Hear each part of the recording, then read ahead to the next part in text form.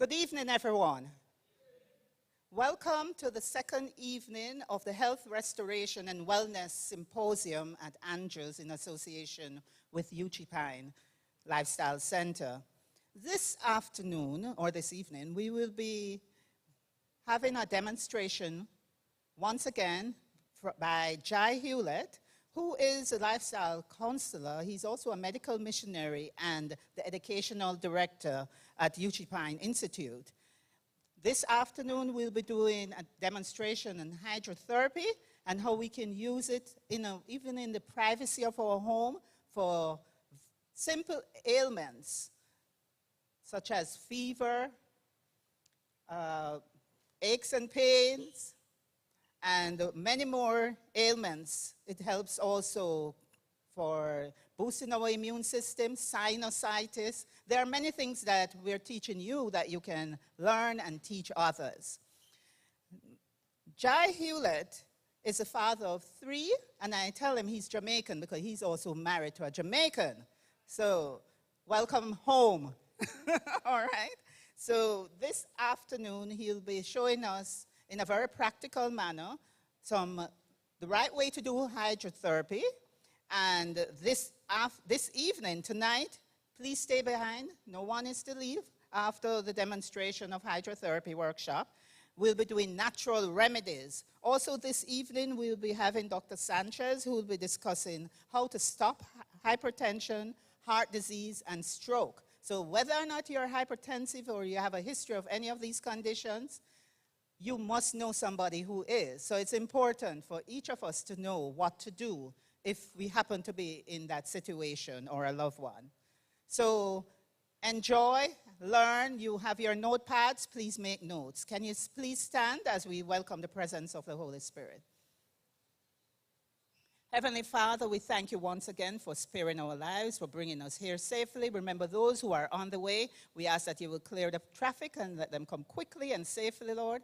We ask that you will be with the presenters and that your Holy Spirit will be throughout this place.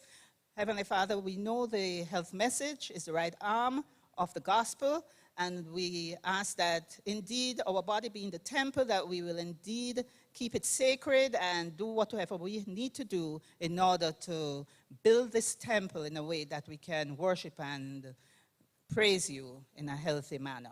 We praise your name and we thank you for Jai and the rest of the Uchee team and for bringing them here with us and making this occasion possible. Thank you for the health ministry team and those who are also on their way. Bless them and hurry them along, we pray in Jesus' name. Amen. Jai?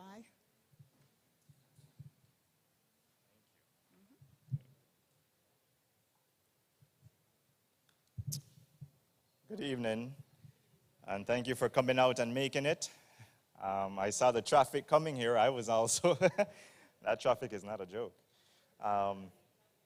Yeah, exactly. So we're praying that more get to come out as they can. So we're going to get right into our hydrotherapy demonstration. So this is a 2-part. Tonight right now we're doing hydrotherapy, followed by the natural remedies after Adon's speech on the cardiovascular health benefit, how you can help cardiovascular issues. Let me make sure. Oh, yeah. So we want to just talk about God's healing way. We're going to just look briefly at some principles of health reform and how we can cooperate with divine agencies. God has given us the blessing of being able to cooperate with him. He's the one who has set the principles in our body, so he knows what we ought to do to be helped, right? So when we do these things, we're not just doing them unintelligently, we're not just doing them for fun, we're doing them because God has ordained that there are certain principles within the body, and there are things that you can do that affect the body.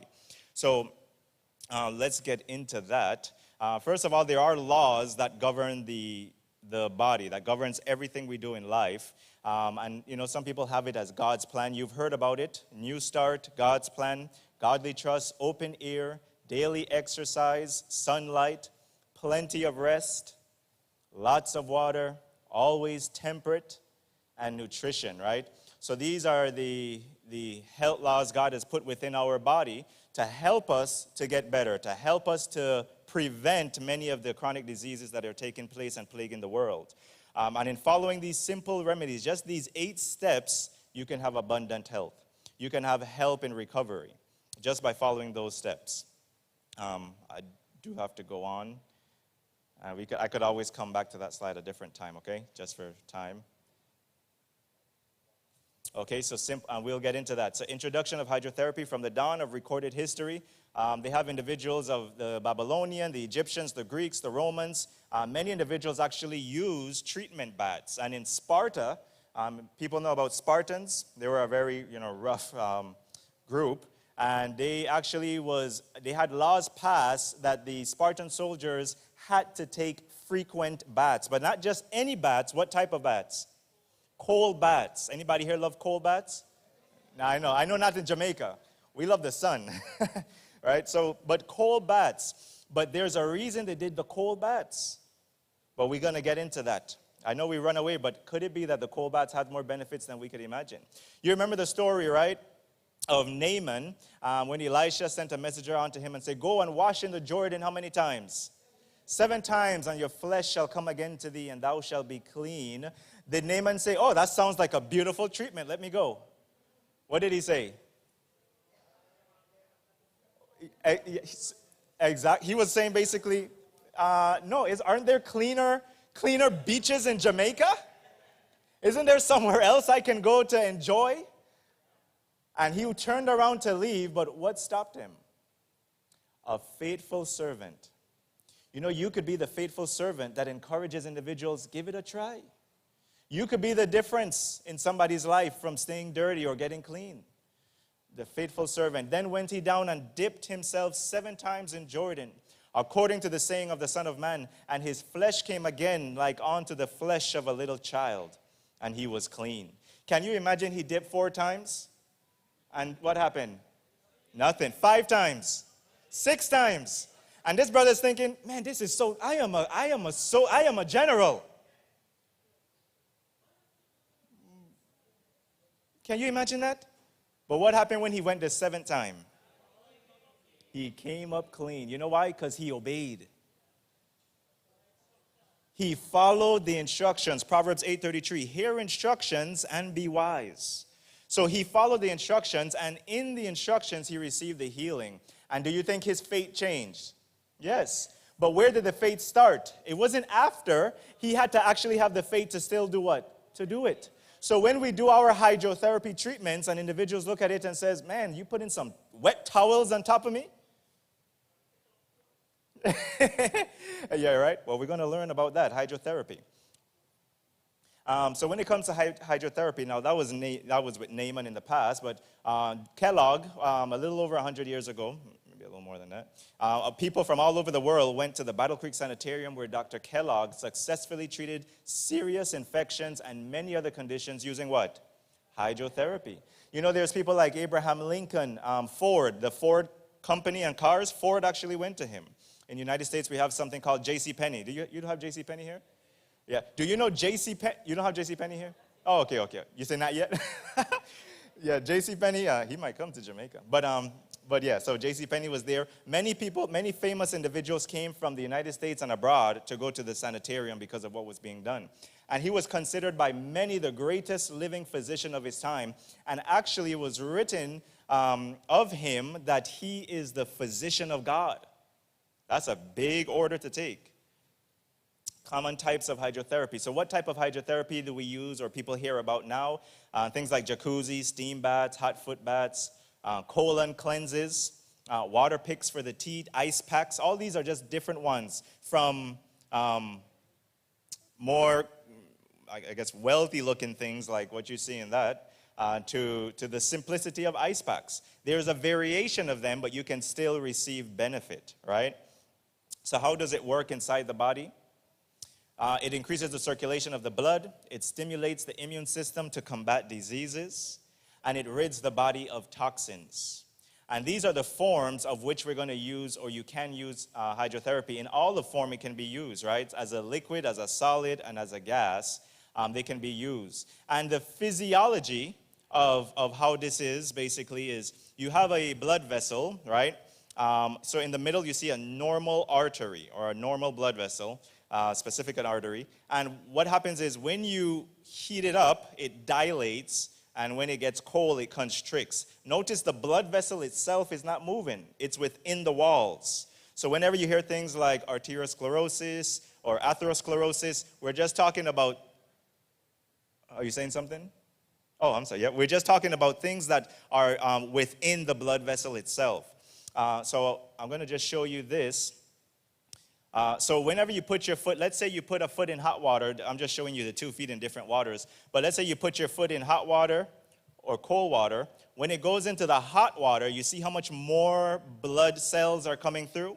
So that's more blood flow in that area, which is called vasodilation. The blood cells has vasodilated, it's open up. But when you put the feet in the cold water, it's vasoconstriction. It begins to get smaller. And what begins to happen as that happens, you'll see here that the more on the right side, you see vasodilating, and you can see how the arteries and capillaries actually expand. And what that's going to do is you're going to have more heat loss. That's why when you're in a country like Jamaica, when you have your short sleeve and you're walking around, you'll see that a lot of individuals, you can see their veins very pronouncedly, right? The heat is dilating the blood vessels. So that's actually having, you could see the effect of it. But what the body is doing by dilating, it's trying to get off the heat because what? It's 84 in Jamaica. And that's in this time. Imagine the summer. So what the body is doing is trying to release heat from the system so that it can cool itself down. That's what happens when you vasodilate. So that's kind of the process of vasodilation. And this is just looking at it in a different way. I just want to show you in another way. Basically, when it's hot, it opens up. The more you see it, repetition deepens impression. So I want you to get that principle because all that we do with hydrotherapy is based on this principle I'm teaching you. The beauty of God's wisdom in hydrotherapy is based on this vacuum principle I'm going to explain to you. All right? So hot expands and cold does what? Constrict, vasoconstricts, right? So it gets smaller in cold. All right, so I think that's clear. So you have something called a hydrostatic effect. So when you put heat on the skin, it opens the pores. This is anywhere on the body, by the way. It opens the pores, veins, arteries, and it relaxes muscles. Cold has the opposite effect, right? So it would close up the pore, constrict the artery and veins, and the muscles would begin to constrict. And then there's something called Hilton's Law. And Hilton's Law is just a principle that's saying you have nerves, and nerves that goes to joints, it's not just the nerves that goes to the joint, but it also the nerve that goes around the skin and muscles surrounding that joint. In other words, when I put hot on my hand, it affects not just the muscle there, but it affects the nerves and the joints. So this is why I told you yesterday, whenever you apply water to any part of your body, there is going to be a physiological response. No matter the temperature, there's a physiological response. The question is, what is the response? And that response is based on what temperature it is. For the life of the flesh is where? In the blood. And I have given it to you upon the altar to make an atonement for your souls, for it is the blood that make atonement for the soul. So the life of the body is the blood. Think about everything you eat. What is it? What is the purpose of it? Is to make blood.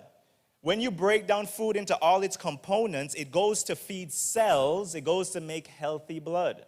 So food becomes important, processed junk, and by the way, I didn't coin the word junk food, but they call it junk food for a reason. In the health field, they actually call it garbage, right? Because of what it's doing in the system. So why we want to increase the circulation? What kind of things are in the blood? Oxygen and carbon dioxide, water, glucose, fatty acid, amino acids, which turns into proteins, cholesterol, the good and bad cholesterol, so to speak bad, but that's another story. Electrolytes, white blood cells, proteins, platelets, hormones, temperature regulation. All these things are in the blood. So when I increase blood flow to an area, I'm not just bringing blood, I'm bringing what? Immune cells, I'm bringing proteins, I'm carrying waste from the area. Do you see what's happening? So when you bring blood, people make it seem like, oh, you just put in water in an area. No. Your body is physiologically doing a lot of changes. When you do these treatments that I'm going to share with you, and I'm going to give you some guidelines and cautions. When you do them, you're going to find that a lot of times you get tired. Your body is almost like you run a marathon, especially this one that I'm going to show you. The cardiac output that takes place under a fever treatment that I'm going to show you is similar to an individual who have been running for some miles. It's very serious. We're gonna get into that. So out of all the hydrotherapy ones, these are, there's hot foot bath, contrast bath, fever bath, steam inhalation. Some of these you may have done. Steam inhalation, I'm sure you're very familiar with. Heat and compress, contrast shower, Russian steam, sitz bath, neutral bath. Neutral bath we won't get into, but I do want to say neutral bath is putting your body within a temperature that is just about body's temperature, maybe a little warmer than body temperature, and you just have the person sit there. And just by doing that, you can actually equalize the circulation within the body, and it's a very sedative effect. This is why people take soaks, because it actually sedates the body. And we're going to talk about other things to do to sedate the body through hydrotherapy. But it acts like a sedative effect. People that has certain neurological problems, schizophrenia, depression, more on the schizophrenia, excitement, too much stimulation in the neurons. Neutral bath is awesome because it calms them down. I've actually had an individual who had schizophrenia right here in Jamaica, actually. I was on the other side in Mobay. And she was so bad, and she got a little better by the time I saw her, but she was so, I'm calling it a hard case in the sense that when she saw a tree branch, it seems like something coming after her, right? And schizophrenia, if you understand it, that's, they see objects and things become reality and it becomes blurred. But in soaking, 20 minutes soaking, and of course you could go a little longer. Some people, you have to do up to an hour, but 20 minutes soaking calms it down. Now, is that the solution? No, but it tremendously calms down, and it just helps them to relax and think. And many times with individuals like that has too much stimulation, they can't think.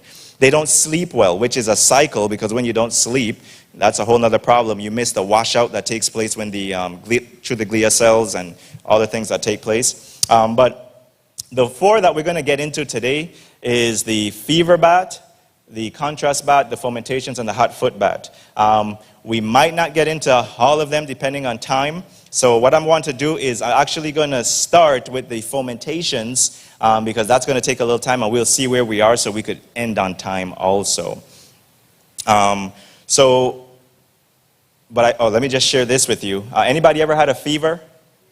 Does it feel good? But is it good? You say no. It doesn't feel good, but a fever, once it's controlled, is good for you. It's your friend. Remember we talked about warning signs. In your car, do you want warning signs, or you want your car to be silent until it cut out in the middle of the traffic?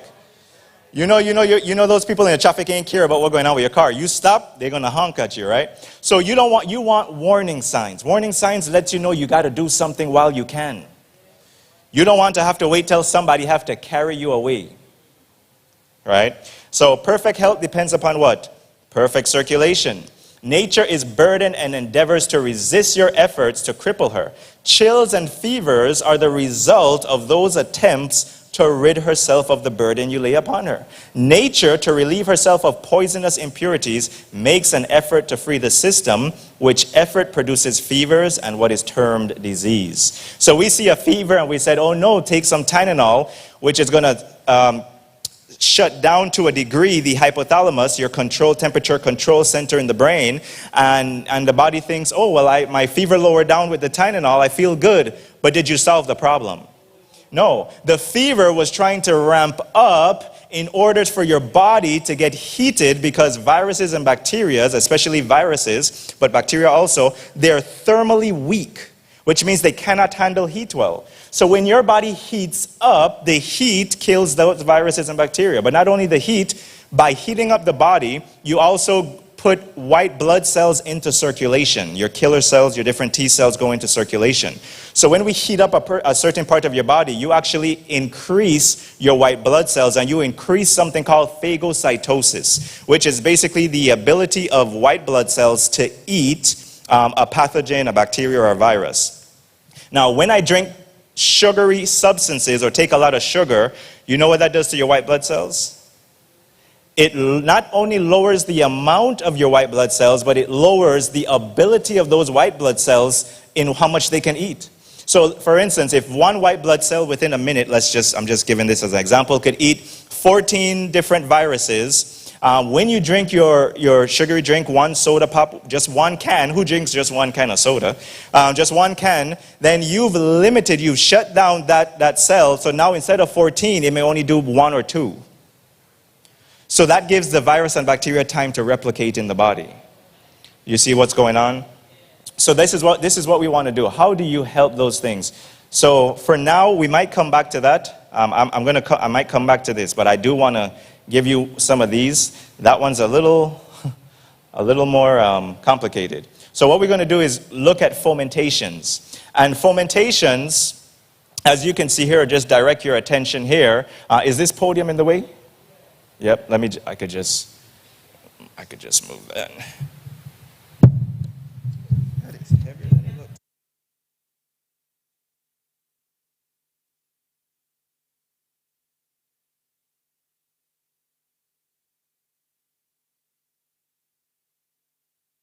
Plant-based diet.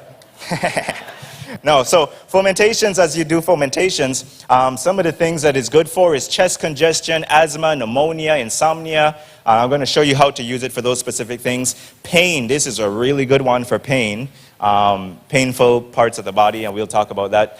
Sprains. And while you may see some things that are indications or reason you would use these, there are other things that are more potent or more helpful, and we'll talk about that. But I just want to share with you, it does do some of those things. What you will need is pretty much what you see here. You need some towels, 5 large towels, 2 small towels for the head, a garbage bag. You don't have to use that. I'll show you why we have a garbage bag. A microwave. How many people have microwaves in their home? Okay, so most people. I'm going to show you 2 methods to use. A basin of ice, a watch or a timer. So I usually use my watch. A place to do the treatments, and you want a bed to rest afterwards. You can do it in the same bed, but we'll talk about that also. So when I do a fomentation, let me not get ahead of myself. So you're going to soak these towels in water, and I'm going to just do a little demonstration so you can see. So here I have my towels, and this is just regular towels. There's nothing fancy about these towels. So what I want to do, imagine this is my water. Now this could be warm water, hot water, just you don't want it cold because you're trying to heat it up, so it'll take longer to heat up if it's cold. So you just want to get your water, and I take my towel, and notice I'm just dipping this in the water. You could do it, you could run it under the pipe. I just do it because when it's submerged like this, it's easier to get the water in. Do you see that? Than if I have to wait for the water to drop down everywhere. So I submerge the towel in the water. I want to do about 3 of them. So I'm going to have 3 of them already prepared, 3 of them wet, and I just put this in a bag, and you put it in the microwave. It will not melt, don't worry. But if you feel like, I don't want to try that, you can just put it straight into the microwave. This is a safe time to use your microwave. You can put it into your microwave, and you put it on high, and you heat it for about 3 minutes to 5 minutes. What you're going to do is you're going to make yourself a fomentation or a hot pad. Water is an awesome conductor, so water is one of the best when it comes to bringing about healing. That's why there's nothing that can manipulate the body as quickly as water. When you put your hand in hot water, you immediately have a physiological response, right? So water acts quickly, and that's why it's such a good way for therapy. And they use this in a lot of sports science. I'm going to talk to you about some sports science and what they do. But when I have this, I dip it, I heat this up. Now, I'm used to handling hot, so I would actually hold it just like this and work with it. I have a towel that's right here. This is a dry towel, okay? A dry towel I put on the bed that the person is going to lie on. And then I come with my hot towel, and I'm putting my hot towel just like this. You see that? I'm putting my hot towel just like this, and I'm just folding this over. And what's going to happen is this, and you want to work fast when you do this. What that's going to do is, now you have this hot towel, you have the person come and they lay on top of this. They're going to go supine or on their back on top of this, so their head is here and they're on their back. And they're lying down so their feet is out. Now, you're going to ask the individual, is that good heat? Is that too hot? as their body weights go down on it, they're going to feel more and more hot, or because their pressure is going down, it's going to come through more through the towels. And if they say, I'm not really feeling it, you can just take one layer. These are 2 layers, right? You just take one layer off so they can feel it more. Usually, if you get it hot enough, you need the 2 layers. And sometimes they're going to tell you, whoa, that's just a little too hot. So what you could do is just get another towel and you just lay it right over. And then, you understand the principle. You just don't want to burn them. So once they lay on this, now this is awesome for somebody that has a mild form of insomnia. Because what it does is in your central nervous system, you have in your spinal cord, central nervous system include the brain and the spinal cord. As the nerves comes from the brain stem goes through the spinal cord, it goes to all the rest of the body. So when I sedate the spinal cord, guess what I'm hitting? Most of my nerves. So when I sedate that area with heat, it's very relaxing. And there's a time when it's called RLC, Resident Lifestyle Counselor at Uchee Pines. When in the nighttime, when the lifestyle counselors go home, they always have one who stays there in case something happens that need to do something. I remember, usually I knock out. I sleep like I don't know why they say sleep like a baby. Anybody ever had a baby? The person who said that, they never had a baby. But I slept like a good adult who gets good sleep. And I usually do, but this night, because my mind was just going on, okay, what if somebody called me? I want to make sure I'm up. I couldn't sleep well, so I just made myself one of these. I went on there, and I can't tell you the time because sometime I just knocked out. And so this is really good at sedating. So if you feel like you just need that little help to soothe, and this is an awesome treatment that goes along the spine and it sedates the area. Now, so we're going to continue the treatment. Again, you would stop here if you were just trying to get them relaxed, trying to get them to rest. This is what you would do. I'm going to continue the treatment, but with somebody with mild insomnia or who just can't sleep well that night, you don't continue what I'm about to do. Is that clear? Okay, now I'm going to move on to the other part of this. So the person would lie supine on top of here and their head in the pillow. And then what you want to do is you have a couple options here. We won't go through the foot bath with it. I'm going to teach you the foot bath after, and then you can always combine them. But I'm just going to show you how you do that. So with their head on the pillow and their feet here, you would cover them with a sheet. You don't want the room to be drafty. It's not really draft here in Jamaica. It's pretty hot. But you don't want to have a fan on and blowing on them when we're doing this treatment, right? So take off the fan. So you want them sitting here, you would cover them. And in the meantime, what you would do is you go get your other towel, and you're doing the exact same thing. Remember, you already had the towel that was rolled up. Remember, we said wet 3 of them, exactly. So let's imagine that this is my towel that was rolled up, right? I have my towel that was rolled up and wet. And I do the same thing I did before. I would do this, of course, not on top of the person, right? We're doing it to the side. And then I have my hot towel after I microwaved it, and I'm going to show you another way to do it. You microwave it, and you just basically spread that out, and you cover it. You understand that? So that's all you do. I will show you one other way in case you don't have a microwave, which is basically...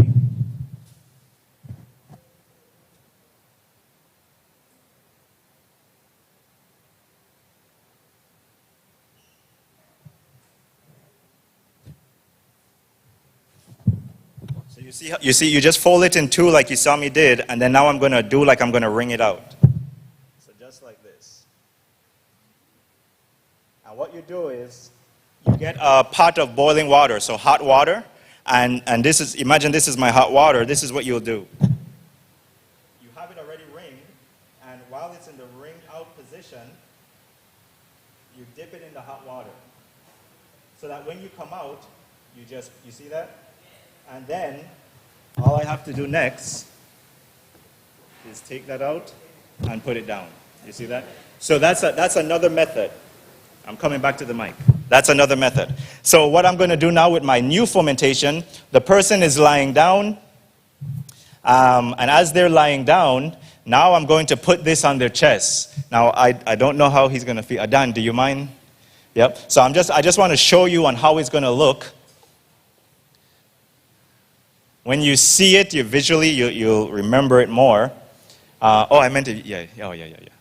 So when you see it visually, you'll remember it more. So this is how you're going to do it. The person is supine, lying down on their back, just as Adan is about to be. Yeah. He didn't know. It won't be long. Yep. So if you could just, yep. Thank you. So this is how Adan is going to be. Maybe you could follow along. So now Adan is there. Remember, I have my hot fomentation. Now, which way do you think I want to put it? Do I want to put it this way? Now, notice it's a hot fomentation. What's going to happen? Where's the heat coming from? You see that? So don't put the open side by the face, or else they're going to sue you. No, they won't sue you, but they're going to say, no, they're not trusting you with that again.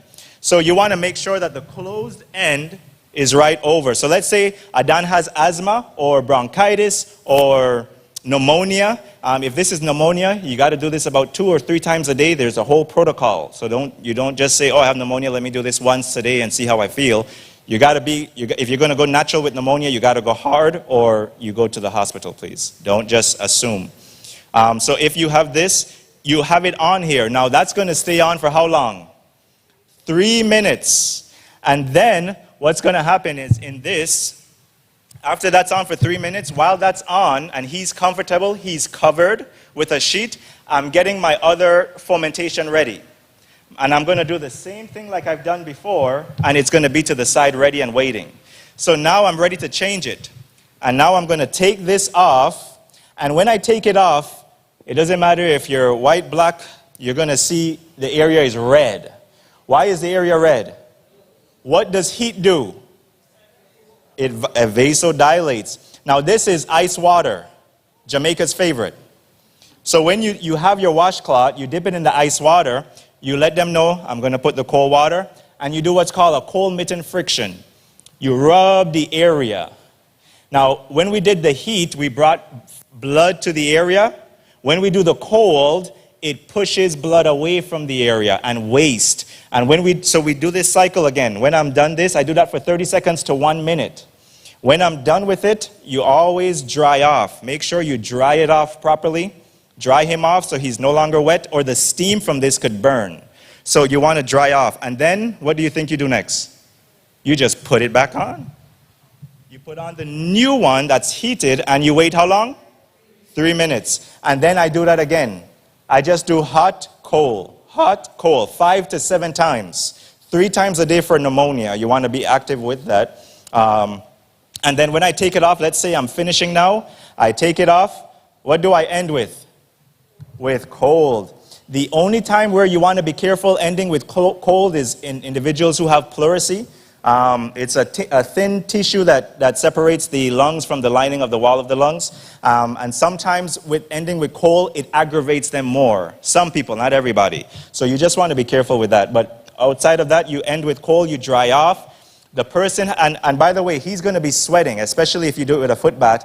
And you want to keep the head. If I see sweat there, I want to just rub the head down, okay? So I'm rubbing the head, and I'm giving him liquid. I'm giving him something to drink, and I'm keeping the head cool. Now, you always want to think, thank you, brother. Yep. So when he's done, he might be tired, he wants to rest. After every treatment, you want them to rest. Okay, sleep is where you restore and repair. So after he's done, I move. Let's say he's just tired. He doesn't want to continue. He wants to stay in bed. He doesn't want to go to a different place. What I do is I just cover with a dry towel any areas that wet. You don't want to leave them wet. So I cover the dry area with a dry towel. Thank you. You see, you're paying attention. So I cover my wet area with a dry towel. Just like that, just a dry towel. He lays down on there. I put the sheet and I put the blanket, and he's going to continue to sweat a little bit, and then he's going to also sleep and rest exactly as when it's happened. Now you want to think, how could I make this treatment better? How could I make it better? Instead of just giving them water, can I give them herbal teas that helps the lungs? Exactly, right? So I could think about different herbal teas. Eucalyptus is an awesome one. A tea called mullein is an awesome one. Lungsworth is an awesome one. Don't take for granted onions. Who have onions right now at home? Onions is a tonic for the lungs. If you want to strengthen your lungs, drink onion. Thomas Jefferson, the President of the United States, in his biography, I love to read biographies, in his biography, one of the things he was known for, or he was really popular with, was his belief in eating onions to ward off sickness. He would roast the onion in the oven or in the, over the fire, just gently cut it in half, and he would eat the whole half, one morning, one in the evening. Right? So onion is strong, and anybody who has onions or experienced onions, and we'll talk about using onions, is very strong. Make onion tea. Just steep the onions in some water, right?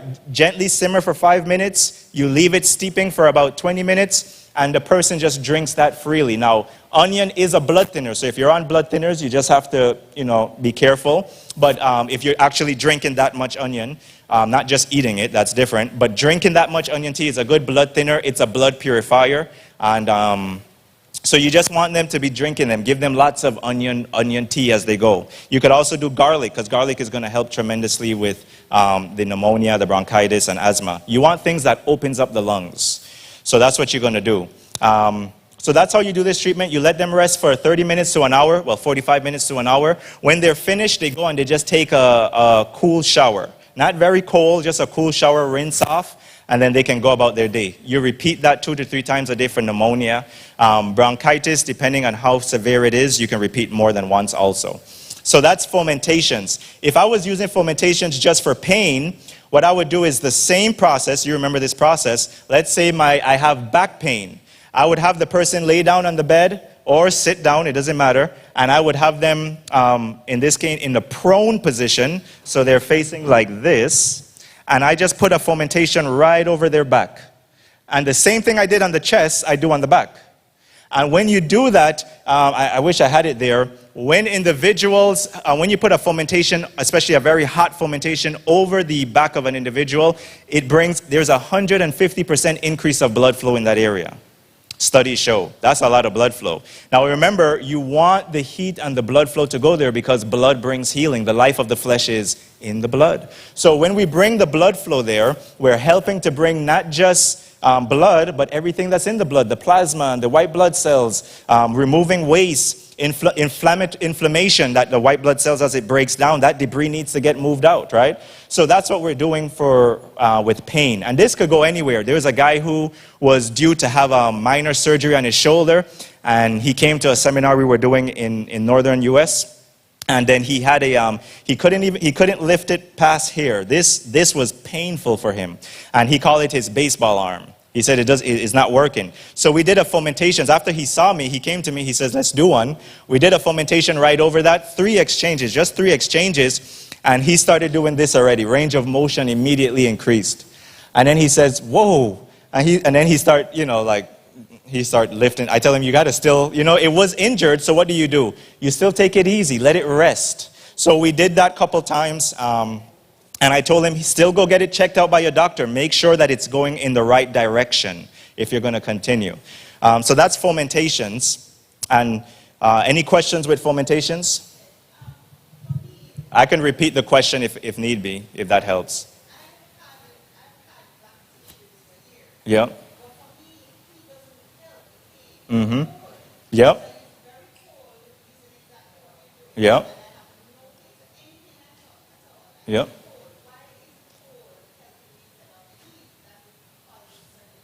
Yep. So it's not so first of all, to understand that everybody's body is different. That's why with medication, certain individuals, you have so much interactions you have to be careful with. The size of the individual, how much do they weigh, and why some medications don't work for you and it doesn't work for other people. Coffee, when you ingest it, is your liver breaking down the coffee molecules, is different based on everybody's liver. I say that to say everybody's different, so your receptors for some of those may be different too. And some things, for instance, arthritic patients, sometimes cold feel good for some and heat feel good for some. Right? So it's really about finding out what helps you. So ice, or when you do cold also numbs the nerves. Nerves is where you sense pain, so that's why it's helping you too. Plus, cold does many other things with inflammation, bringing down inflammation and other things. Now, I would not that you have to, I am interested. I'm an experimental guy on myself. Do as thou wilt in your own home. So like when I have it, I love to do hot and cold. We're going to talk about contrast and why hot and cold is different than just heat. Yeah, and this prolonged heat has a different effect than hot and cold, 3 minutes, 30 seconds.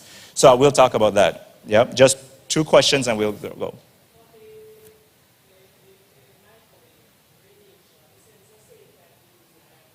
Yep. Yeah, well, it's not like the radiation that's in the microwave goes in here and then transfers to your body. The molecules that happen, so everything has, so think about heat. Heat works on molecules, and molecule shift. The reason why water boils is as the heat goes there, the molecules go faster and faster, so you're seeing the physical result of molecular movement, molecules moving around, right? So all the heat is doing is as it moves and they hit, those molecules hit each other, they cause friction and heat. So what you're getting from this is just that heat. That's different than in the food where you have enzymes and nutrition. You see what I'm saying? So this is just the water component. It's not like water from a H2O, the component H2O is so breaking down by the water that you no longer have that, or is going to transfer to you. And that's why I give you a second alternative. One, because not everybody is comfortable with microwaves, which I understand. And if you don't, you can heat it through the boiling method. You can do a steam. A heating pad? Yeah, you can, but heating pads don't get very hot. And the reason why we want to use water is because of this. Water as a steam, remember we said liquid, gas, and solid.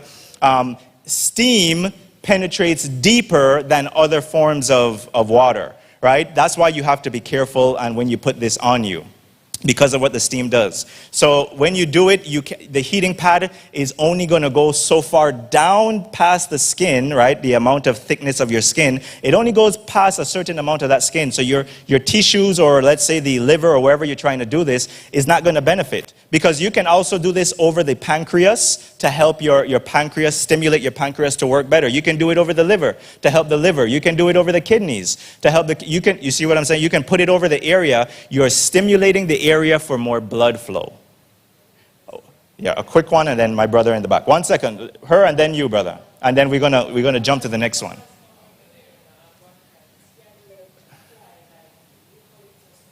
Yeah.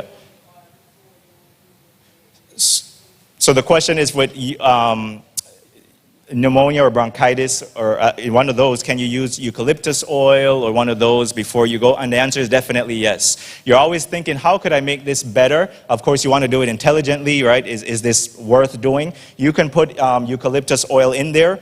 Some people, what they do actually is they make a tea, and it's called a compress. I would make a eucalyptus tea with this. Maybe something else that's good for pain too, but a eucalyptus tea is really good, eucalyptus peppermint. You make a strong tea out of it, and you dip your towel. So let's say because you're only covering the chest, I dip my towel in the tea, I soak that up, make sure it's well soaked. I just gently squeeze, I don't want all of it out. And now remember, this is hot, but instead of putting it in between, you cool it down just enough where it can stay on the body. But you're going to have to change a lot because it's going to cool down faster. But that's a very good way to do it too. People like Vicks, Vicks also, in the Caribbean, everything is Vicks. If you have gas, it's Vicks. So you could do the Vicks over there and put the Fomentation on top of that, right? Because the Vicks has that eucalyptus. Or you can do it yourself instead of buying it. So up to you. I do want to just get to my brother quick, and then we got to move. And it's just for questions. Yep. If it's effective for brain tumors, and what's the next one? Migraines. I wouldn't use it for a brain tumor and a migraine, and the reason being is because with a brain tumor, you're hitting a different area, and when you have a tumor in an area, you got to be careful. You got to know when I could put heat on something and not. And a brain tumor, I would deal with it more through nutrition, some of the other treatments here, different hydrotherapies, but not fomentations, because you can't get to that location. And you can't put a fomentation over your head, you know what I mean? From a migraine standpoint, I wouldn't use the fomentations. A migraine, I would use the hot foot bath. I don't want to get too, so a migraine, I would use the hot foot bath, which I'm about to show now. So that would be good for the migraine. And I'm going to show how to do that one. Yeah, so let's go on to the hot foot bath, because this is probably all the time we have. So the hot foot bath, and I'm just going to get this also. as an example.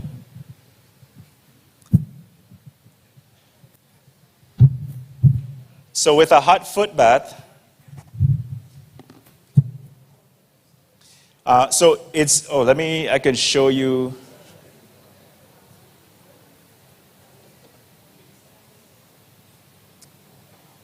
So this, basically what you're doing is you have hot water within a basin, a bucket. It doesn't have to be pretty like this. A bucket, a basin, 5-gallon bucket. And you're just putting your feet within the hot water. I'm going to walk you through the steps and what those things are good for. And it works on the nervous system to raise the body temperature. It has a derivation effect, and derivation just means that whenever a place is too congested, let's say you have congestion in the nasal passages, then you can pull that blood from the congestion to your feet. And you're going to see things that this is good for. Aids in relaxation and comfort. So effects, it relieves headaches, congestion in the eyes and earaches, pelvic and prostatic conditions, decreases internal congestion anywhere in the body because you're pulling blood away from there. Sore throat, even though there's other things you can do for sore throat. Aids in sweating, shortens cold and influenza duration. So a person who does this specific treatment when they have a cold, a common cold or the flu, it shortens the amount of time that they should have it. Once you're keeping up, of course, with other practices, a lot of water and all the others, making sure you rest. Abdominal pain and painful menstruation. This is really good for ladies. The ladies usually love this one a lot. Contraindications. When do you have to be careful? People who have neuropathy. So not just because I'm diabetic means I can't do it. I just have to be careful because if I have neuropathy and then I don't have sensation, I can create a problem. And also if my nerves, if I'm having a problem getting blood to that area and it's less oxygen in that area and I'm trying to do heat, I could damage those nerves and tissue even further. So arteriosclerosis of the lower extremities, loss of feeling in the feet or legs, unconsciousness, of course, and drafty rooms. And I just always put that. So this is the items that you're going to need. Basically everything you see here. This is easier to picture than the words to me because you see it all here, along of course with your towel.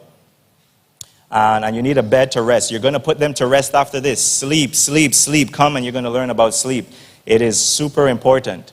Okay, so let's just go into this briefly. So with a hot foot bath, it is a very simple remedy. You just need your basin. And you notice I put the kettle so that you can get an idea. What's going to be in a kettle? Ice water? Okay, so we're on the same page. Right? So I'm just setting up my treatment.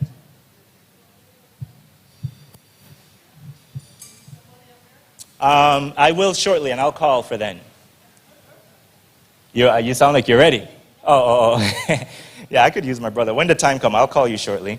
So when you do, you just set up your blanket and your sheet, and you have a basin of hot water in here, right? So I'm going to put hot water in there. If you have a water temperature, you want the water usually starting out to about 104 to 106. Everybody, especially when you just meet somebody, you don't know how much heat they can handle.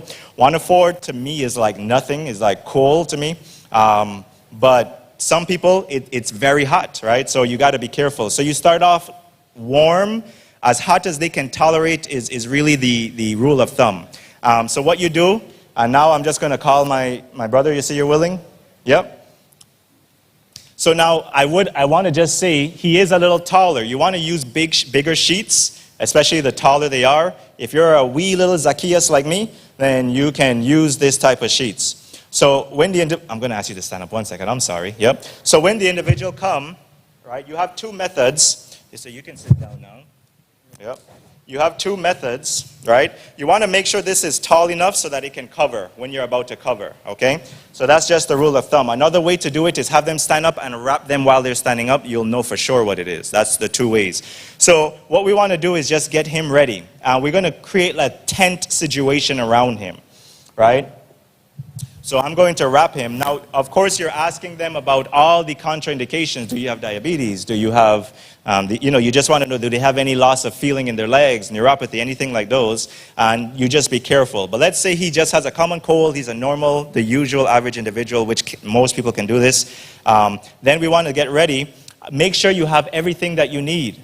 You need a cup of water. I don't have that here, but always have some water with you. Anytime you're sweating, somebody's sweating, hydrate, hydrate, hydrate. And you're thinking, maybe I don't have to just give them water. Maybe I can give them a cool tea. If I know he has a problem sweating, I'm going to add some peppermint tea or ginger tea because it's going to make him sweat more, perspire more. So if somebody has a problem, like about 10 minutes before the treatment, he's drinking tea to get his internal core temperature up, which is going to react externally on the external temperature, your surface temperature, to start getting warm. So right now, I'm going to just cover him. All right, I'm going to put this down just because I'm just going to show what to do. So, well, let me show this first. So I have my hot water, right? So I've poured my hot water. It's only to his tolerance. I'm starting off warm, hot. And I'm going to take his feet. Can I see your feet, sir? He doesn't just put it in. Put your feet up if you can, please, both of them. Yep. There you go. Yep, and I'm going to hold it. Yep. And you just see, is this too hot for you? And let's say he goes in, and he's going to be, you can rest it now. You see how he works? You see, he's strong. So you put the feet in, and let's say he said it's good. If he said it was too hot, I just cool it down. It's just logical. So now I'm going to bring this closer to him. Now you could see his feet too. You know, a wider bin would be good, but just for purposes here. And what I'm going to do is just cover him just like that. So we're going to cover him now.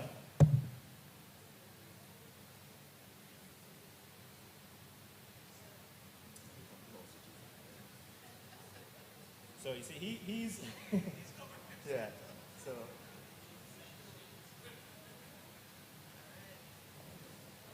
that was Jesus. Right.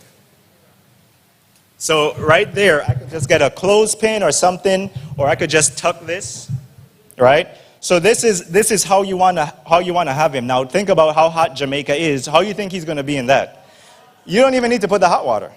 So, but let's say you do put the hot water, because that's how the treatment goes. You put the foot in hot water, and by the way, you can put something in that hot water, especially for somebody who's achy. You could add some Epsom salt. Let them soak, and the magnesium in the Epsom salt is going to actually be relaxing, right? So let them soak. So what I'm going to do now is I just have a couple things to do.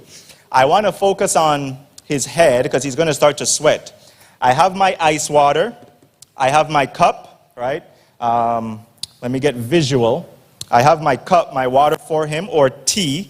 Now the tea doesn't need to be very hot at this point, because while I want him to sweat, I don't want him to overheat either. So it's just warm. You don't want it cold, or else you're going to mess up the treatment. You want their body to sweat, and if you put it too cold, it's going to shock the system, and it's going to feel like it's cool, and it doesn't need to perspire. So I'm giving him water often. The more water, the better the perspiration, right? I'm making sure that I'm always checking the bottom, because you want this to stay as hot as they can tolerate. You don't want it cooled down too much, okay? So I'm removing this. And when I pour the hot water, what do you think I do? Just praise God. So what do you think I do? I tell him, I communicate with him. I'm about to pour the hot water. Can you put your foot to the side, please? And what I do is, if I have the bowl, I just put a little barrier, and I go to the side, the rim of the bowl. That way it leaks down, it doesn't splash. Does that make sense? So that's all I'm going to do. You can leave it in there. You could just, and then I just put it down the side. My hands are right here for any splash. And I swirl it, and he says, oh, okay, that's enough. That's all I can take. Okay, so I stop there. And I keep doing that throughout the treatment, right? And then I cover him right back. I'm not wanting this to get into the water. Okay? So the important thing is to create that tent so the heat is going up inside. He's going to warm. And what that's going to start to do is it's going to increase his immune system, circulate the white blood cells within the system. He's going to start to feel like he could breathe a little better after a while because of congestion in the lungs, if he has a common cold or influenza, or if there's lung congestion. If there's nasal congestion, he's going to start to go to. And I could actually already see perspiration starting to happen without the treatment, right? Because so as he heats up, and I don't want to heat up because I don't know what medical conditions you may have, but let's just say that you do this. You're going to do this for about 30 to 45 minutes. 30 minutes is usually the mark, but you can go, I've went to up to an hour for individuals that needed it, but I'm keeping them hydrated. If I'm going to go past an hour, I want to make sure I'm giving them things that has minerals. So a little bit of salt with some lemon, making sure that I'm hydrating them. But if you're just doing 30 minutes of this for somebody to get well or prevent, you're trying to strengthen the immune system and boost it, you just need about 30 minutes with this with a weak tea or some water. And then now, let's say I've been doing that for all the time, and in the meantime, my cold water, I'm just keeping his head cool. Now I'm finishing the treatment, and this is good, by the way, I know my brother asked about migraine. This is good for migraine. Now, migraines are a little more stubborn than your common headache. So what I would do, too, is I would get some, just as you learn about herbal remedies, get some marjoram, if you get the marjoram seasoning. That marjoram, if you put that in oil, let that seep. You can do the different methods we talked about, make marjoram oil basically, and you can just rub that right on the temples. It's very soothing, and for a lot of people, marjoram oil helps bring relief from migraine headaches. Now, some people is different. Some people you may need something else, but it's worth putting an oil there and rubbing specifically at the temples, okay? So then we're going to just, as we're finishing now, I'm going to have him take out one hand. Can you take out that hand out of the sheet? And then I'm covering right back, because what I'm going to do is I'm going to just start giving him a cold friction over the body. So as I'm getting ready to finish the treatment, well, right before I take off the hand, I'm just going to show you so you can see it, everything in. So let's say I'm finishing the treatment now. What I'm going to do, I'm going to raise this, and I get my, what kind of water? Cold water, ice cold water, and I'm bringing this out. You can leave your feet in there. Just bring it forward for me. He's bringing it forward. And now I'm going to do my favorite part. What do you think we're going to do? When you finish with hot, what do you end with? Cold. We pool all that blood down there. You don't want to leave it there. The cold is going to send the blood back up to the system, but it's going to help that circulation, right? So what's going to happen now, especially if somebody does this and they just stand up, where is all the blood? In their feet, what's going to happen? They can faint. So you don't want that, so that's another reason, among others, of why you're pouring the cold. So I'm going to have him lift up his legs. You can lift up your legs for me. I know. All the way out. Yep. And I could hold it. You can trust me. And right over the bin, I have my cold water, and I just slowly, and this is where you hear oohs and ahs and men try to be men. And this makes men right here. But yeah, so you pour it over, and you don't put it back in the hot. You put it right on a mat, right? On a mat, and you dry the feet. You use a dry cloth, you dry the feet. You put on socks, right? In Jamaica, you're not as bad as like in some of these states that has cold floors, but you still want to put on socks, keep them warm. And then you can put your foot back how it was. And then you just cover back up that area. And what we're going to do is do an ice friction. You dip the cloth in ice water, and you friction the arm. So the arm comes out. You cover the area that you're not using, that's not being friction. Friction the arm. You dry it off, and the arm goes back. Friction the other arm. Dry it off. The arm goes back. Friction the abdomen and the chest. Dry it off, and then it's covered back. And then what I want to do is friction the back. Now, that doesn't feel good for a lot of people because the cold on the back, but it is good for them. We learn obedience through the things we suffer, amen? So you friction the back, you dry it off. They can change their clothes unless they're weak. Some people are very weak after this. I had a guy that, as I picked him up, and I'm just going to show you. So can you stand up? So now he's going to stand up, and I'm going to put him, let's say he did this in his room and his bed is right there. You always want to stay with them. Some people are fine, but when you're sick, this could be tiring. So you see how I have him? I'm staying with him. And right now I could feel his skin is very hot. That's a lot of circulation that came to the surface of the body. So I walk him to his bed. I'm helping him. We're not going all the way. And then from there, he goes straight to bed. I cover him back up with a fresh sheet, not the wet ones. I cover him back up with a fresh sheet, and he's going to sweat and sleep. Thank you, brother. So amen, thank you. He's going to sweat and sleep. So as he's sleeping, you feel warm? Yeah, you can. Yeah. He's going to sweat and sleep and sweat some more. And that's what you want, because sweating is the body's way of releasing toxins, getting toxins out, right? So the skin is being dilated. The skin is the biggest organ. You want to keep the skin clean. And the skin has so many mouths on it in order to push out things that should not be there. So that's what you want to do. That's the treatment here. So you could do that for the headaches and for different one. Now I could only take, just for time, one question, and then we're going to move on to a final one to close. That's, yeah.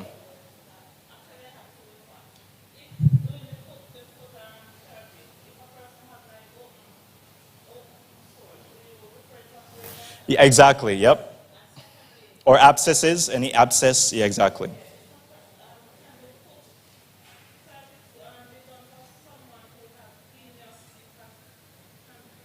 Insufficiency.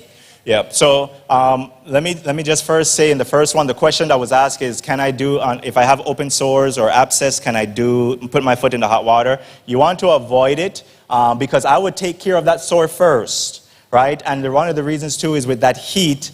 So I would want to take care of the sore first. Now and I think a rule of thumb for safety is don't do it. You got to kind of know some things, but I would say rule of safety, don't do it. Take care of the sore first. The second question is what could be done for, I'm guessing you mean like varicose veins or venous insufficiency, chronic venous insufficiency.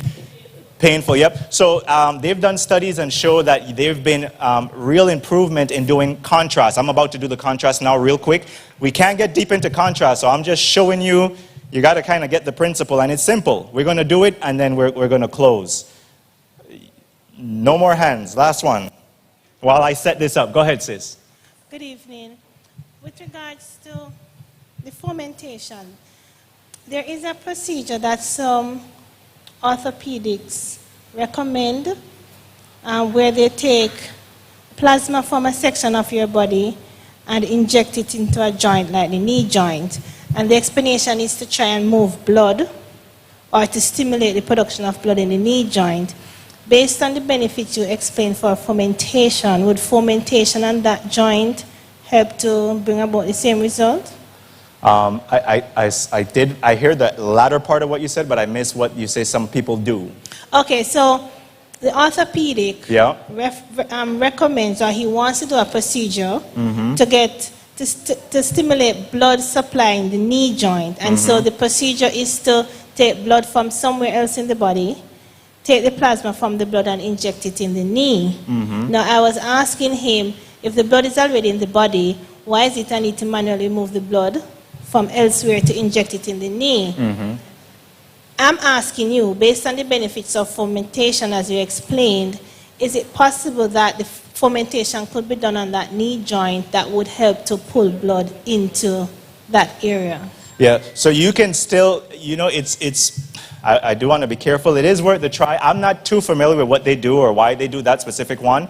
I do know that it's worth the try of doing that, but again, you just got to figure out what specific problem is going on with the knee. I could say, no, you could do this and manipulate the blood, which you can do and manipulate the blood, but I don't know if there's a certain reason. Do they have bone-to-bone friction where the cartilage is broken down? Do we need to build back up the cartilage? So I'm just, there's some questions I would be curious about. What I do know is you can definitely do something called a heat and compress that helps blood flow back to the knee, and that's just, we could get into that. I don't have time, so maybe we'll have to talk, because I don't want to run the time. But maybe we can talk privately, because there are ways to get blood there. I'm not sure why he's doing it that way, but I'm sure he has a reason for a purpose.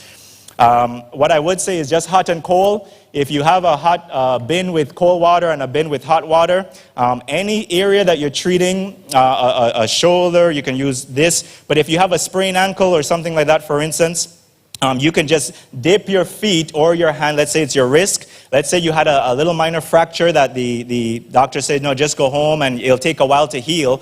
You can actually do hot and cold treatments. 3 minutes in the hot, as much as you can tolerate. 30 seconds in the cold, as much as you can tolerate. And you're doing that, hot and cold. If you have an infection in your finger, this lady at Uchee Pines, who's really good at herbs, she had an infection in her finger. She just did hot and cold in that finger. She put in the hot, she put garlic water, but she just did hot and cold 3 to 5 times a day, hot and cold, 7 cycles. That's all she did. And her finger, she helped herself from infection without using anything. Now again, anything you have, you always check, is this working? Is this progressing and helping it? If it's not, then you discontinue. You don't say, oh, I'm going to try this and it's not doing anything, but I don't want to go do anything. You do something about the problem. You don't just keep there. But you can do this on a joint pain. You can do this anywhere where you just put this hot and cold. Now, some people say put ice first. And that's a good idea. I would say this little caveat, in when they do sports science, people who do sports science, basketball and these things, when they injure, they don't ice it first. They actually do hot and cold first. And these people need the basketball players and these players to get back because they need to make money to continue, right? Their job is to get them back as quick as possible. So they actually go straight into hot and cold before icing it, which is interesting. Of course, I recommend you do what you have to for icing. I have tried just hot and cold with awesome benefits.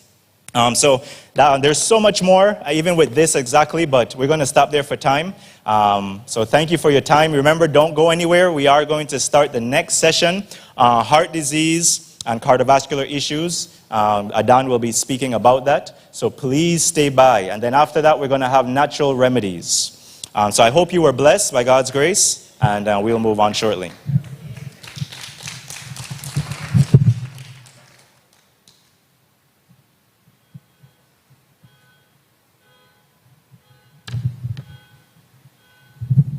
Thank you, Jai. I'm sure we learned something, or several things.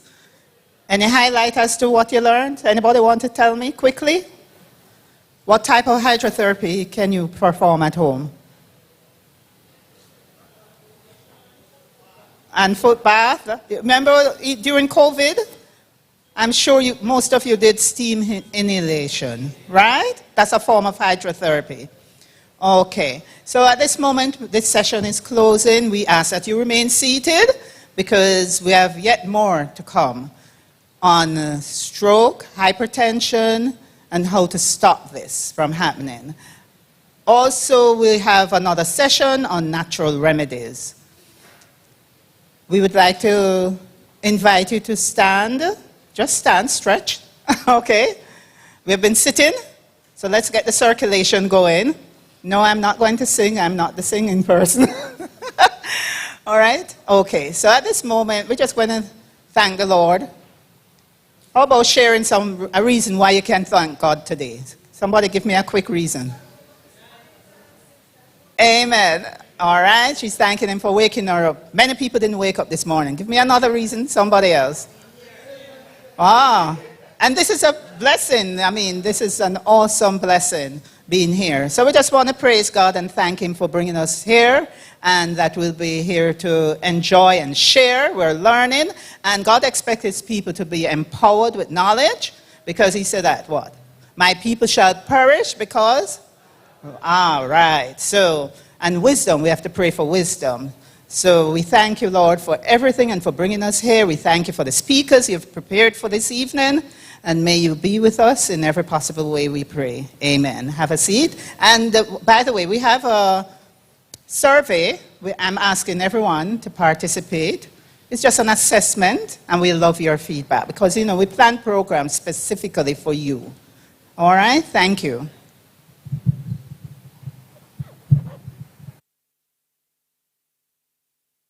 Thanks, Jai. We could spend the whole night listening to you. We absolutely enjoyed it. Pardon? Okay.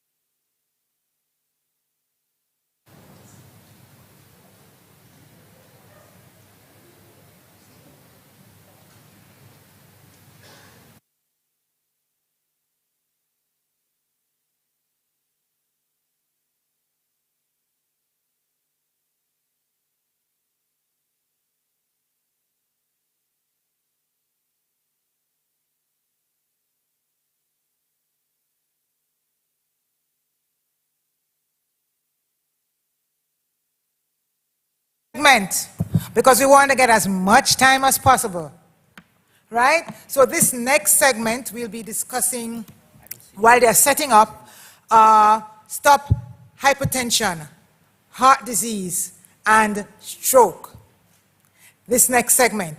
And we have to moderate this segment. So that's the next topic, and then we'll move into natural remedies. So Dr. Raquel Gordon Adlam, interventional cardiologist, will be moderating this session. If you notice, we bought all the big shots. We have power packed this with information.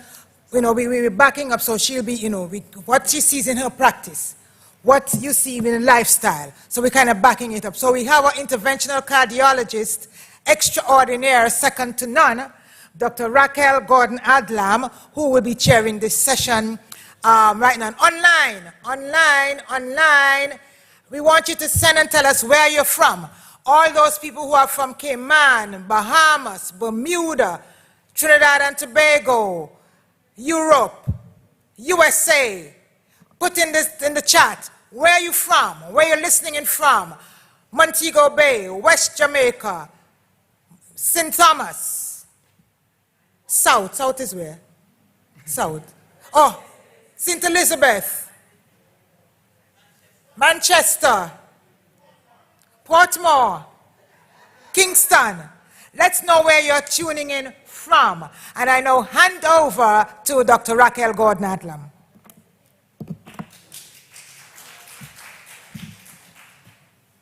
Good evening, everyone.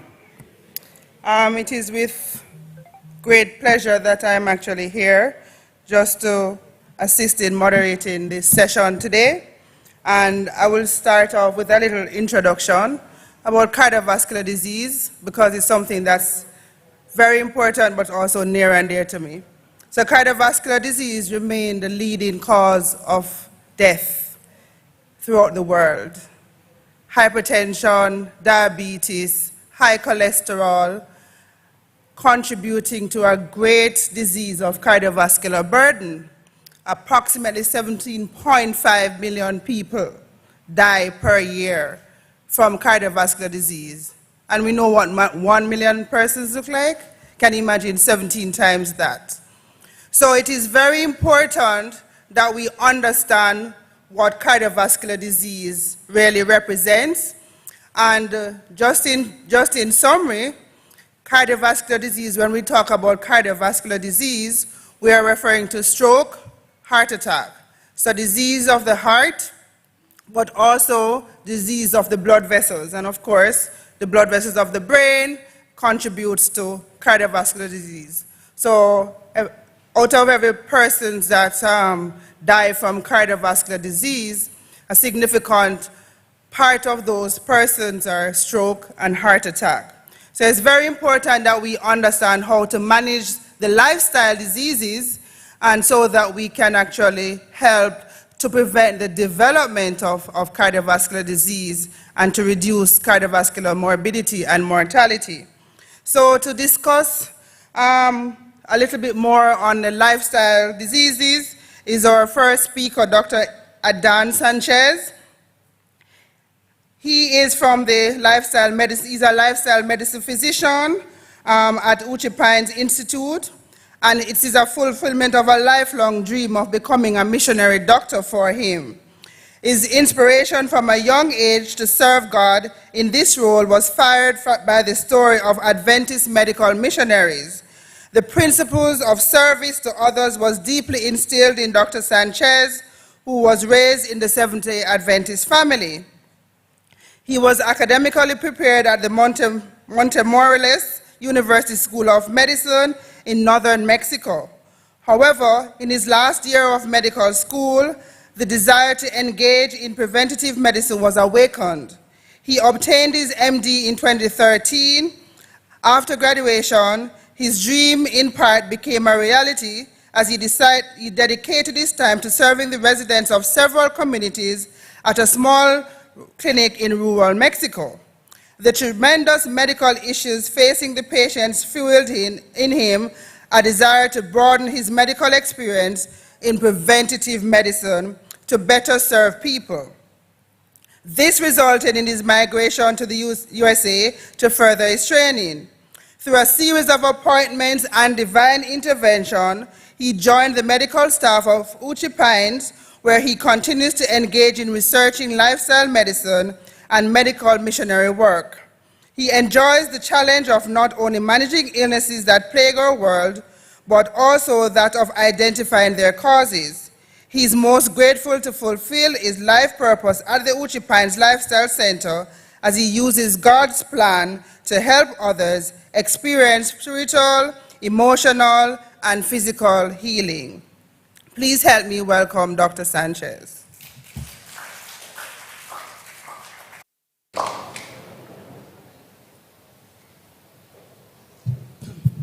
Thank you, Dr. Gordon. Appreciate that. Good evening, everyone. Last night we have been presenting a topic, right, related with diabetes. And tonight we are going to be presenting the topic about cardiovascular conditions, as Dr. Gordon mentioned. And something that she mentions, it's very important. She mentions that these conditions are what? Related to what? What? My lifestyle, right? Well, so we are going to learn tonight how we can, or probably not learn, you know what? Because I believe that many of you, they know this information already. If you are a Seventh-day Adventist and you have been reading the books of Ministry of Healing, Concepts of Food and Diet, right? I mean, this is not going to be something new. It's just going to be a review of what? The natural remedies, the 8 laws of health, right? And this is important because at least here in Jamaica, about 37% of all the deaths in Jamaica are related to what? Cardiovascular conditions. I mean, heart and vessels conditions, right? With the main problem related with specific concern to the heart. Well, 25% of Jamaicans have hypertension. 52% of Jamaicans are overweight or obese. And friends, again, diabetes, hypertension, cardiovascular issues are related to what? Yeah, lifestyle, but specific to obesity, overweight, right? And I mentioned last night that the main problem with diabetes is what? Insulin resistance, that it's related with overweight, right? Being overweight. Okay, 12% of Jamaicans have high levels of what? Cholesterol. From where? I mean, why do you have high levels of cholesterol? So, what? What about, I mean, you can say, well, red meat, right? But remember, fish is a meat as well. It's an animal, okay? So, strokes that here in Jamaica reach around 2,479 or 13 to 62% of total death in 2018, and is what? Is the leading cause of both morbidity and mortality here in Jamaica. That's why we are trying to make awareness that we have to pay attention in my lifestyle, right? Well, what happened in the 1900s, at least in America, in USA? What was happening? The people were dying as a consequence of infections conditions. 53% of all the deaths in USA in the 1900s were a consequence of infections. But how was heart conditions in the 1900s? Only 12%. 6% related to cancer. But friends, what's happening or what happened after 100 years? Infectious conditions is no longer the problem? Well, probably you are going to remember what happened in the 2020, right? 2020. But in 2010, at least, we are talking about 2010, but we are in 2025. 125 years after, the problem is not infectious conditions. What is the problem? Heart conditions. 33% of the population heart conditions, and 32% are related to what? Cancer. Again, Do you think that all these deaths, right, will be able to prevent all these conditions? Do you think that? Back in the, I was probably 15, 16 years old, and we were coming back from the graduation of my older brother. Saturday night, my uncle, he was driving the car, and we were just ready to go back home for a wonderful, I would say, a beautiful weekend. My brother was graduating from the university. I remember that night, Saturday night, my uncle, he went out, and he decided to leave the place around 2 or 3 a.m. But before he went out, going out, he went to eat something. He went to eat probably, a very Mexican oily dish, right? We were in Mexico. And also, I remember very well, he used to drink a lot of Coca-Cola and coffee. Well, long short story, we went out, we started driving back home, and around 2 or 3 a.m., 4 a.m., my uncle started to feel a burning sensation over the chest. And that burning sensation started to increase, and it started to increase, and it started to increase. I remember my grandmother, we were in the car, and she told him, you know what, get some antacids medication. I have something here. Probably it's your stomach because that dinner that you were having last night. Well, he took the antacids, it didn't do anything. And he continues really having this chest pressure and pain. Well, to the point that we needed to stop, and my father started to drive. I remember in the back seat, it was my mother, I was in the middle, and my uncle was to my right side. And I remember how he was just doing this, a sign, right? He was touching his heart, his chest. And I remember he was just complaining about the pain. We got home around 6 a.m. I remember that, at that point, he was a taxi driver. I remember very well, he just got home. And he just told my auntie, you know what? I'm going to go to the hospital. I have something in my chest, but I'm going to ask to another person to drive the taxi for the day, okay? So I will see you when I get back from the hospital. 6 a.m., he went to the hospital. When he got to the hospital, blood sugar was around 600. Around 8:30, 9 a.m., they told us that he was dead, a consequence of a massive heart attack. My question is this. He never took his medications for the blood sugar.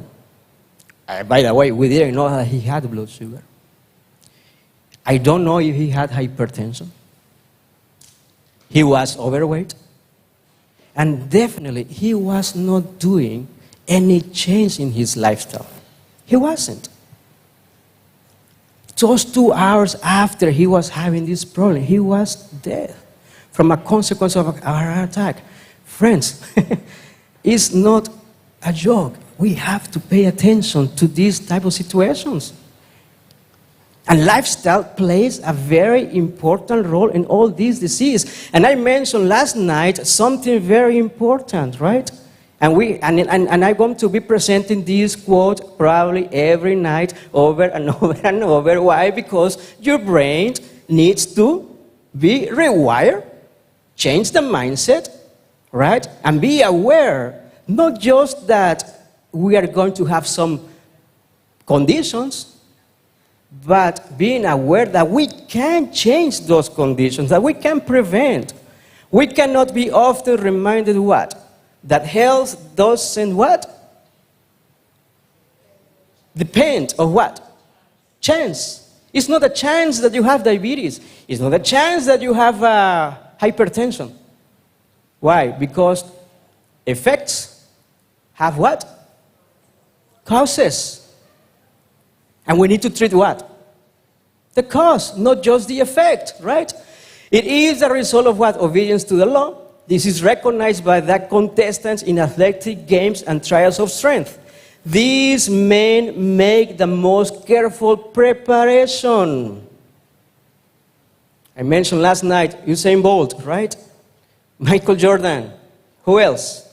What are your favorite athlete? What's your favorite athlete? Up? Okay.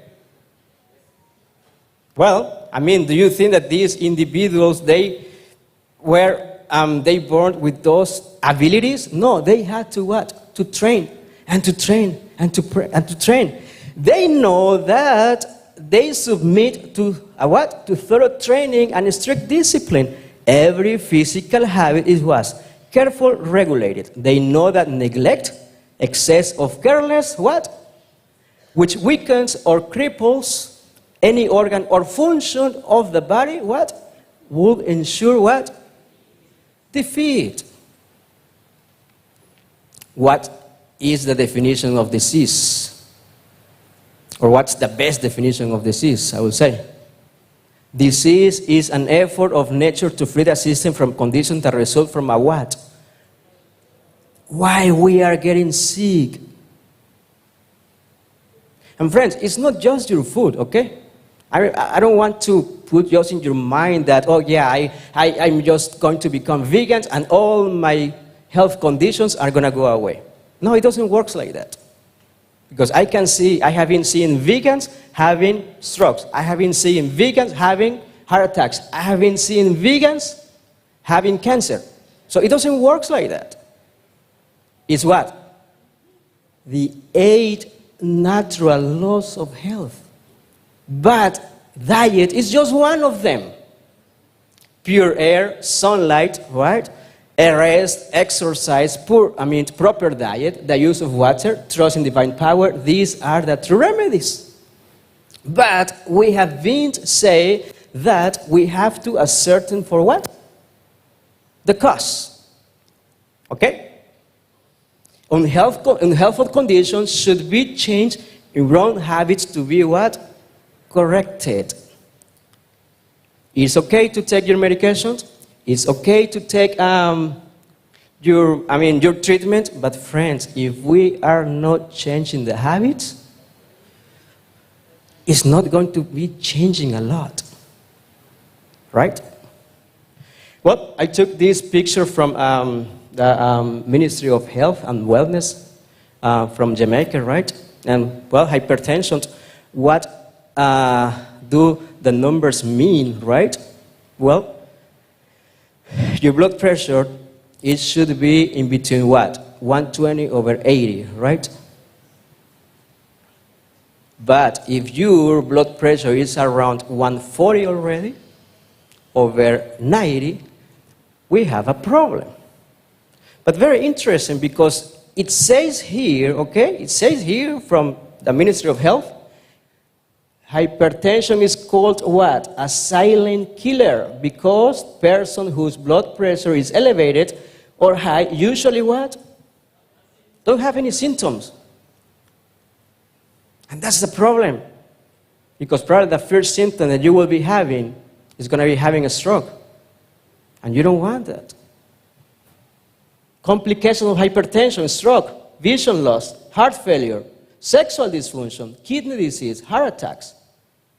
How to reduce my risk?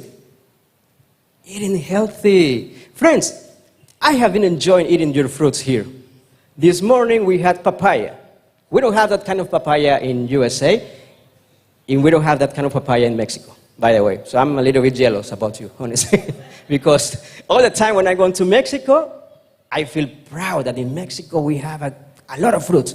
But being here, I say, wow, no, we are not that good in our fruits. But you see here, eat healthy. I don't see any fish there.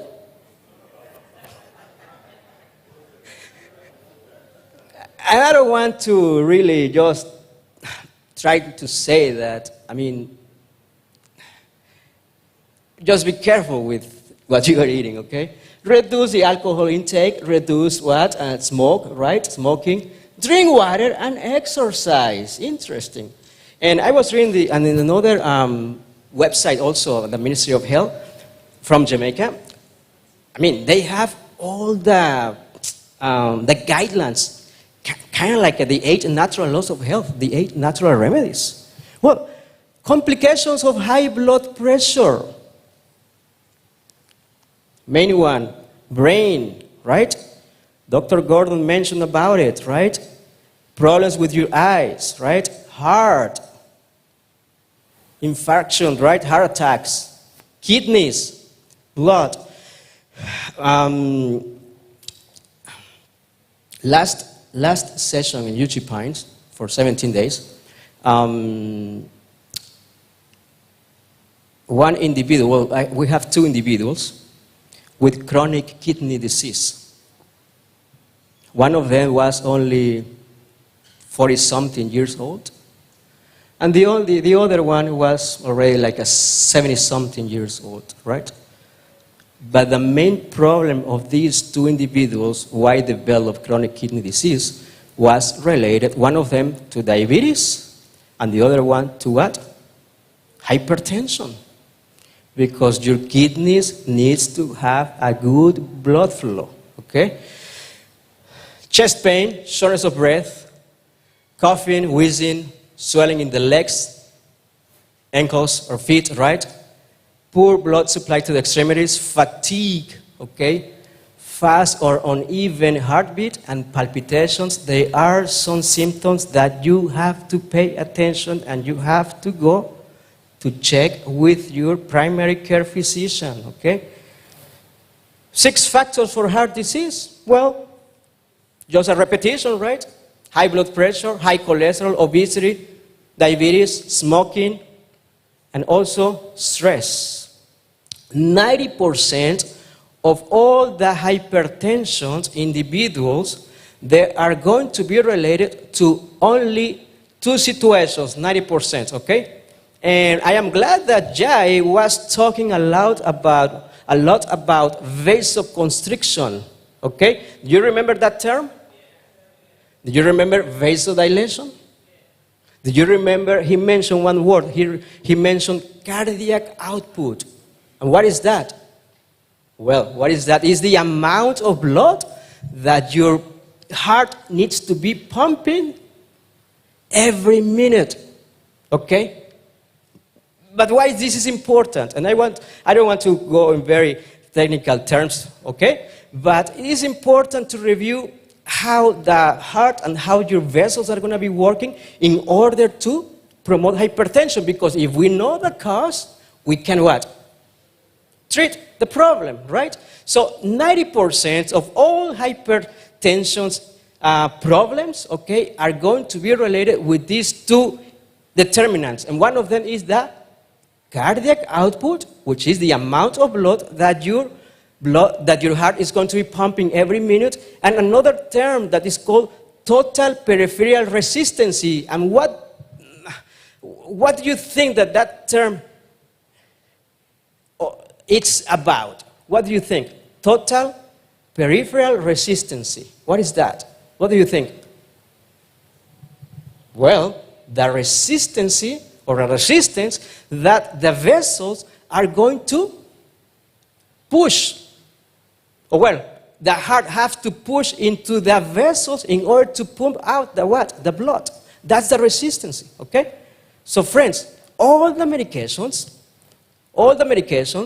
okay, are going to be leading or are going to be driving in order to modify these 2 determinants, okay?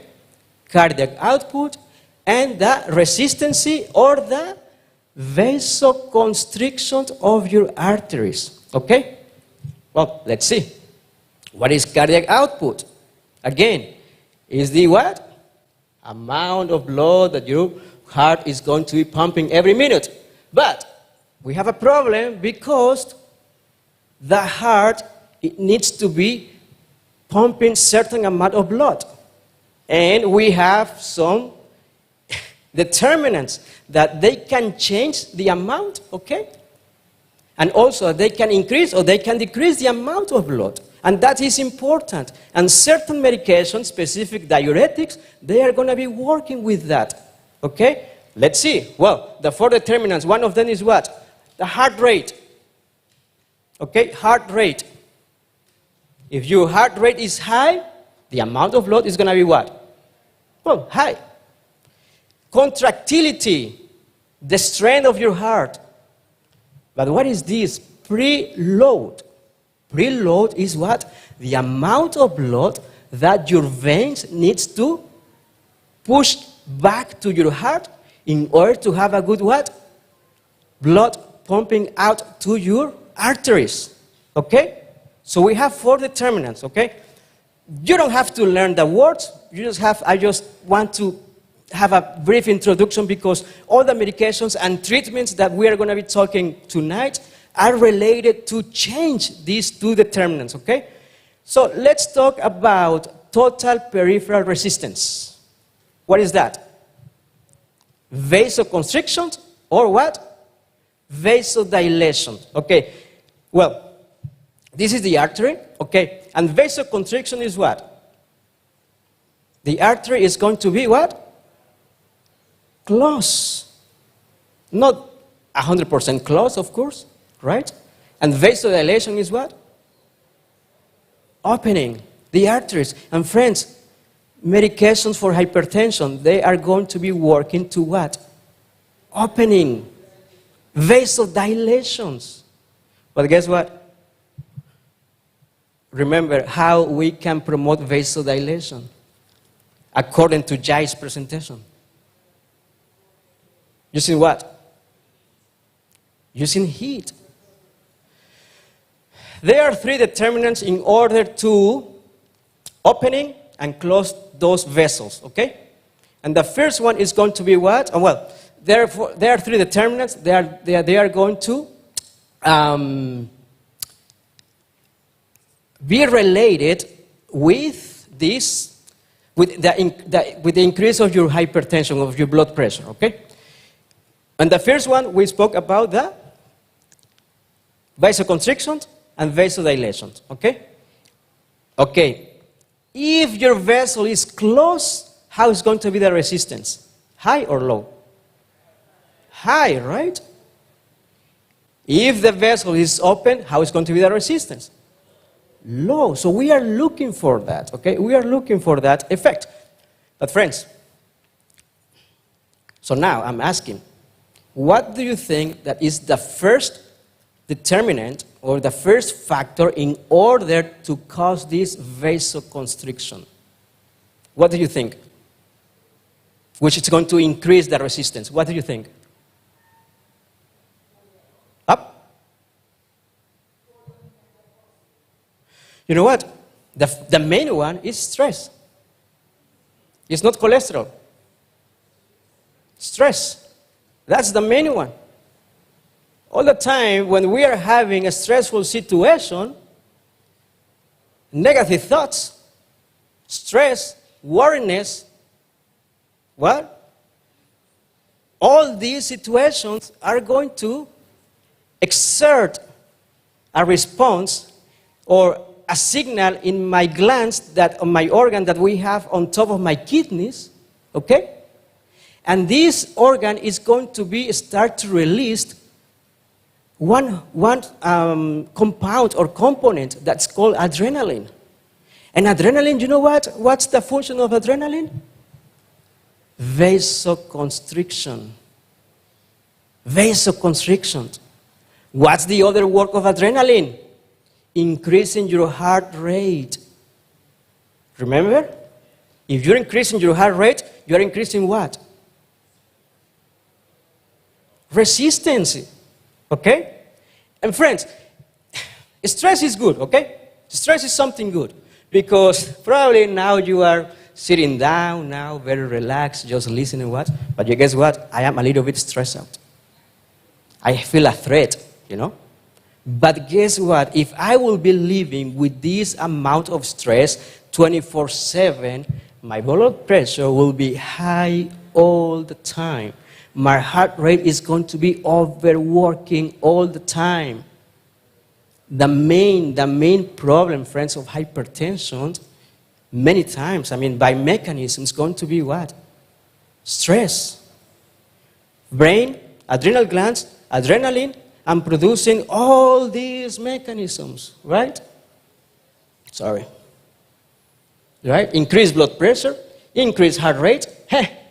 But not only that, stress is going to affect your digestive system as well. Constipation, gastritis, acid reflux are related to stress. Well, but not only that, it's going to increase your blood pressure. The other mechanism that we have to pay attention is what? Your blood what? The thickening of your blood. Blood viscosity. Okay? And blood viscosity is going to be related to what? The levels of your blood glucose, the lipid or fat content of your blood, okay? It can be related to the temperature of your body. Jai didn't mention this, but when you are doing any type of heat treatment, you are decreasing the viscosity of the blood. You are decreasing the thickening of the blood. Very simple. Blood is like an oil. Inflammatory chemicals, lack of exercise, and of course, if you are not drinking enough water, your blood is going to be what? Yeah. And that's why, physicians, they recommend to take what? Aspirin, right? The greater the viscosity, the greater the what? Resistance. The greater the resistance, the what? The greater the blood pressure. So, all the mechanisms, all the treatments, for example, we have some medications, ACE inhibitors, that they are going to be working here, decreasing the what?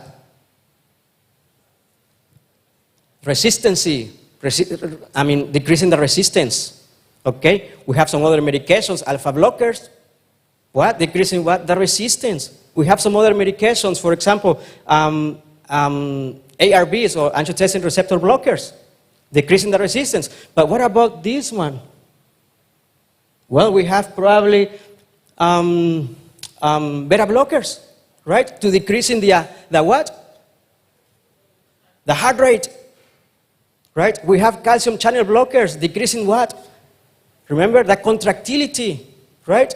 So all the medications, they are going to be working into manage all these determinants, okay? And then we have here just a summary of everything, right? But here is the main problem, friends. Here, this is the lining of your arteries, and when the lining of your arteries is damaged, what's going to happen? You are not going to be producing some chemicals that they are going to be helping you in order to decrease the resistance or the vasoconstriction, okay? And then you are going to develop something that's called what? The plaque of cholesterol. But friends, do you think that a heart attack is going to be developed in 1 month? The damage? Do you think that diabetes is going to be developed in 1 month, in 1 year? No, friends. It's a process of many years. And at the end, cholesterol is a problem. But 20, 30 years ago, who is causing the insult in the artery, in the lining of your artery, probably it's not even cholesterol. Probably was your blood pressure. Probably was your blood sugar. Probably was your uric acid. Probably was your high levels of insulin. Probably was your high levels of something that's called homocysteine, okay? Don't worry about the word. However, you have a high levels of this component because you are not taking good levels or good amounts of vitamin B12 and B9 and B3, well, you can also develop this situation. But again, in order to get into all these situations, it's going to pass 20, 30 years. And probably the main insult, it was not cholesterol, but it was something else. The same like diabetes. You have been having insulin resistance for 20, 30 years, and your pancreas has been working and working and working to the pancreas says, you know what, I can't. And it happened the same. We have a damage here in the arteries, in the lining of your arteries. The immune system said, you know what, there is a damage here. Let's fix the damage. But in the moment or in the process when we are fixing this damage, we are attracting some cholesterol, and then we are building up the plaque of cholesterol. But the problem is not the plaque. The problem is when this plaque is going to what? Rupture and travel into these very tiny arteries of your heart, and it's going to produce what?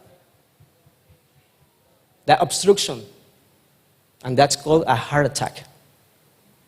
Okay? Well, you see, all this yellow part is cholesterol.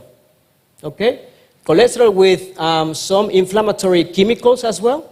And the problem is inflammation here. But you know what? There is something very simple how we can prevent the inflammation process in this plaque of cholesterol. Sorry, this is a plaque of cholesterol, and when you have high levels of inflammation, this plaque is going to be ruptured, and some other situations as well. But you know what? Vitamin E. Vitamin E is well known to prevent the oxidation, they call the oxidation or the damage or the process where you are producing, right, these inflammatory chemicals inside the arteries related to the cholesterol, the oxidation of LDL, but cholesterol prevents, or it helps as a protective role of vitamin E. Vitamin E prevents this what? Oxidation. But again, where we can find vitamin E. What do you think? Nuts, almonds, pecans, avocados, olives, not olive oil, olives. Friends, but in moderation. In moderation, okay? While medications are helpful, don't lose sight of the power of healthier habits, okay? Improving your diet, exercising more, and giving up smoking are essential too. And then we are going to be talking how we can modulate these determinants in order to prevent or to treat hypertension and all these cardiovascular issues. Okay, step one, you know it already. What do you think? From last night, we were talking about fasting. Well, there is some research that mentioned that study of 174 consecutive patients with high blood pressure, all patients were able to achieve the blood pressure sufficient to what? To eliminate the need for medication, and more than 90% became normotensive. Well, probably you are not going to be fasting for 5 days or for 3 days, but I would recommend to you to fasting for 1 or 2 days, or at least 1 day a week. But probably you can just start with eating only 2 meals a day. What do you think? Is that too hard? Remember, I'm from Mexico, and in Mexico we eat a very big dinner. I was accustomed to do that. But I needed to make some change. It was easy? No, it was not easy. It was impossible? It was not impossible, but no, it was not easy. But why? Well, individuals, they put 2 groups, right? One group, they were eating all day long, right? And another group, they were eating from the first meal at 8 a.m., and the second meal was at 2 p.m. 6 hours between meals, and not eating nothing until what? Till next day. Well, they found that these individuals, the insulin levels after their meals start to what? To drop. the insulin sensitivity, we spoke about it last night, the function of the insulin improved.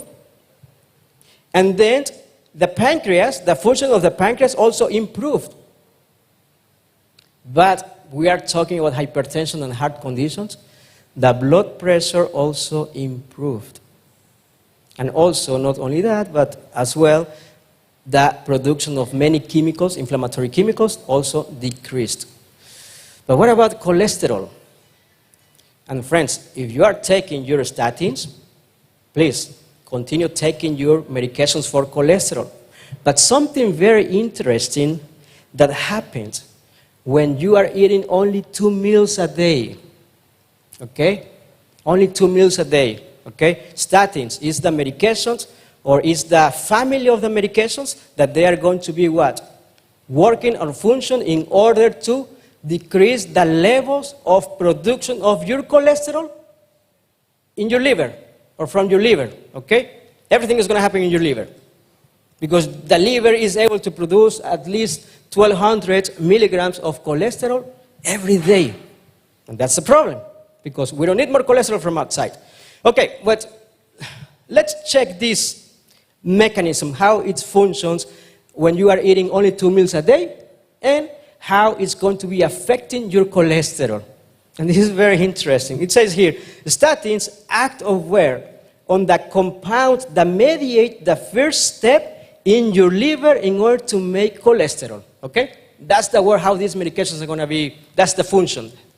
That's the way how they are going to be working. However, the same control point, okay, it's also regulated by what? Your internal clock. Remember that Dr. Marvin last night was talking about the circadian rhythm? And the circadian rhythm is going to start where in your brain? It's going to be driven by the light and the darkness, right? Well, that's your internal clock. And we cannot change that internal clock. We were created that way. In the morning, we are going to be producing certain hormones. At night, we are going to be producing another certain hormones, and we cannot change that. And your liver has internal clock. Your pancreas has an internal clock. Your intestines have an internal clock. Well, under eating only 2 meals a day, or time restricted eating, okay, eating only 2 meals a day, it says here, the rhythm in these enzymes, okay, improved. It naturally turns off for half of the day, which what? Which is essentially the work of the statins. There is a book, it's called The Circadian Code by Sachin Panda, a scientist from California, and he found out this in his research. And it's very interesting, okay? I'm not saying that you should stop taking your statins. I'm saying that when you are eating 2 meals a day, you can decrease automatically the levels of cholesterol, because it seems like you are going to be turning off some enzymes that produce cholesterol. Very interesting. Step number 2, what do you think? Another problem that's going to affect your kidneys and is going to affect your blood pressure and vasoconstriction is what? Salt intake. We need salt, okay? We need salt. But in moderation, okay? Moderation. Step 3, DASH diet, dietary approach to stop hypertension. However, we have a modification of this DASH diet, that we call it plant-based diet. Because in the DASH diet, they recommend to eat eggs, they recommend to eat fish, they recommend to eat, it's almost like the Mediterranean diet, okay? Dietary approach to stop hypertension. Well, and here is very important, because in order to have a good blood pressure as well, we need to interact, or we need to have good and normal levels of 2 minerals, or electrolytes. One of them is potassium and the other one is sodium. Okay? Friends, a plant-based diet, it can give you the normal balance between sodium and potassium. But guess what? When you are eating the standard American diet, or when you are eating the standard Jamaican diet, right? You are not going to have this balance, okay? Where you are going to have these good levels of sodium and potassium? Well, nuts, legumes, dry fruits, whole grains, fruits, and mushrooms, right? Well, guess what? Avoid what? Fried and high-fat foods and oils. Oils. If you think that if oil is healthy, probably it's not that healthy as we think, okay? Ultra-processed foods are the main source of nearly 58% of all calories eaten in the USA, right? In the US, and contribute almost 90% of the energy we get from added sugars. Is that the same diet that are we having here in Jamaica?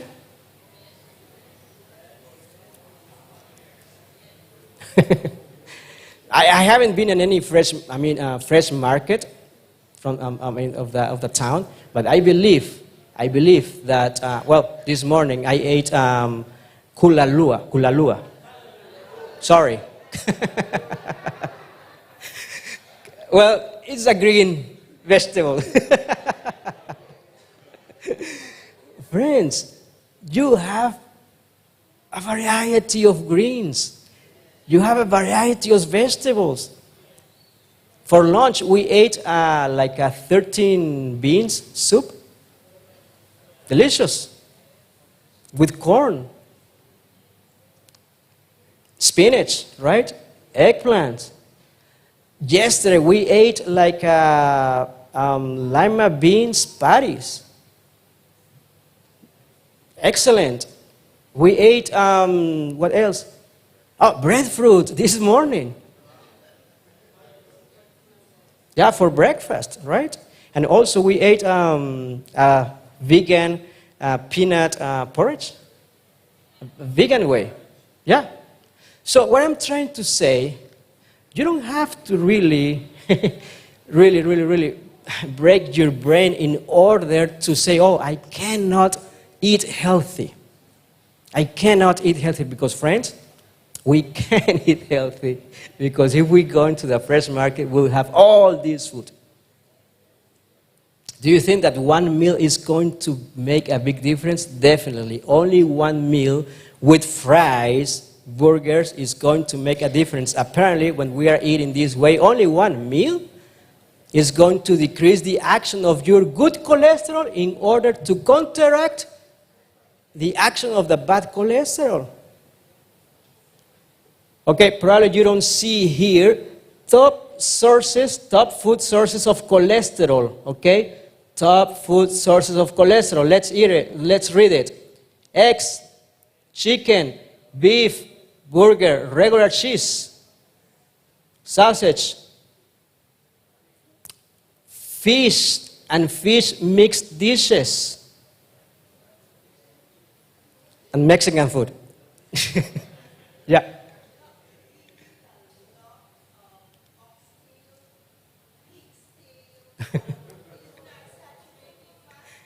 Yeah. I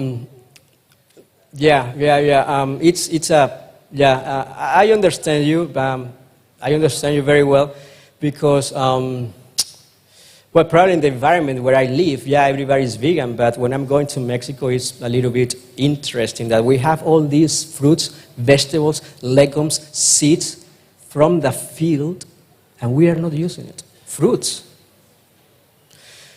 Temperance and heart health. What's temperance? Avoid the what?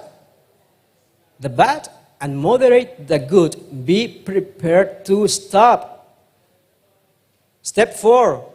Include what? Blood pressure reducing food. Black seed. Do you know black seed? Black cumin seed. Black seed. Flax seed. Garlic. One of the best ones for blood pressure, for heart conditions, right? Olive. but olive, not really olive oil, okay? Let's see here. Avocados, almonds, walnuts, Brazil nuts, okay? Beans or legumes, oats, and flaxseed, all of them, friends, are going to decrease the levels of cholesterol, are going to increase the levels of the good cholesterol, okay? Okay?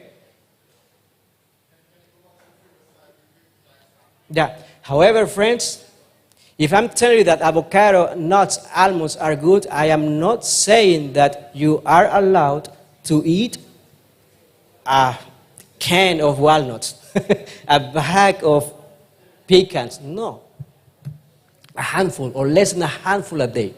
Because remember, it is fat. And in your body, when you are even increasing good fats, the body is not able to metabolize all this fat and it's going to be converted in bad cholesterol. Okay? So just be careful with that. Remember temperance. What's temperance? Avoid the bad and moderate the good. That's moderation. That's temperance. Okay? So step 5. Some of these supplements, you can use it, but they are not going to replace your medications. Okay?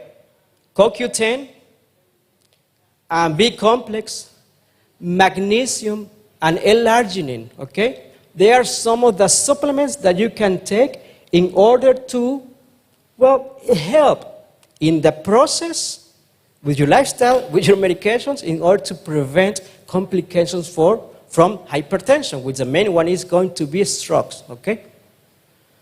Well, so we have other things, for example, red yeast rice.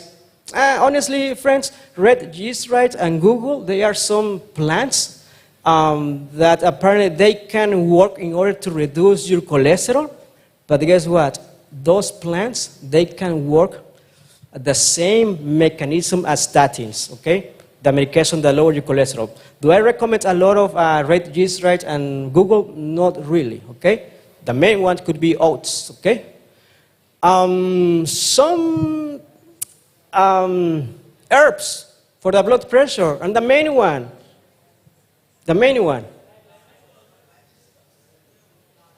I believe that you have hibiscus in your house, right? Sorrel, right? Yeah. Yeah, it's the sorrel, right? No? It's different. Okay. Okay, good.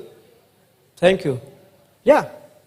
Hawthornberry, motherwort, lily of the valley, and also cayenne pepper, but cayenne pepper only use it when you need it, okay? If you have already some levels of hypertension or heart issues, well, use cayenne, but it's not going to stop, okay? If you have chest pain, pressure, go to the hospital, okay? And be checked, okay? Be checked. Something interesting about hibiscus. You know how we called hibiscus in Mexico? Which is very big here in Jamaica, right? Hibiscus. We call it Jamaica. Jamaica, yeah. Yeah, and I just discovered, well, when I went to Uchee Pines, I realized, oh, wow, I didn't know that. That's why probably we call it Jamaica to the hibiscus, right? Well, exercise. Okay, I didn't mention this, but yeah, you are under stress, sending the signal to the adrenal glands to produce some chemicals to increase your heart rate and to increase what? Your blood pressure. You cannot send a signal from your brain in order to do the opposite. The only thing that we can do is block this sympathetic nervous system response or this stress response. We can block it, but we cannot send any signal to my arteries from my brain in order to what? In order to produce what? Vasodilation. We can't. But we can block that response. However, here is the place for, we have to act locally. That's why medications works, right? Because they are going to be acting locally, okay? We can block the response, yeah, we can block. But we cannot send any signal to vasodilate my arteries. Well, one of the simple ways in order to act locally is going to be exercise. Because when you are exercising, these elements are going to be produced, and these elements are going to produce what? Well, you know that word already, vasodilation, right? And we are looking for that. In addition, these metabolites diminish norepinephrine's ability to what? Vasoconstrict my arterioles, okay? Further, the increase of this circulation, okay? The increase of, because when you are exercising, your heart rate is going to start to what? And then that increased of the friction of the blood and the lining of your artery, you are going to produce something that's called what?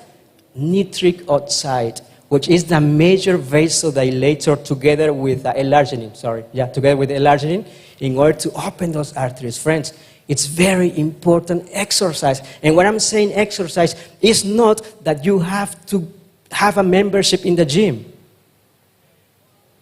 Just what? Walking, right? Walking.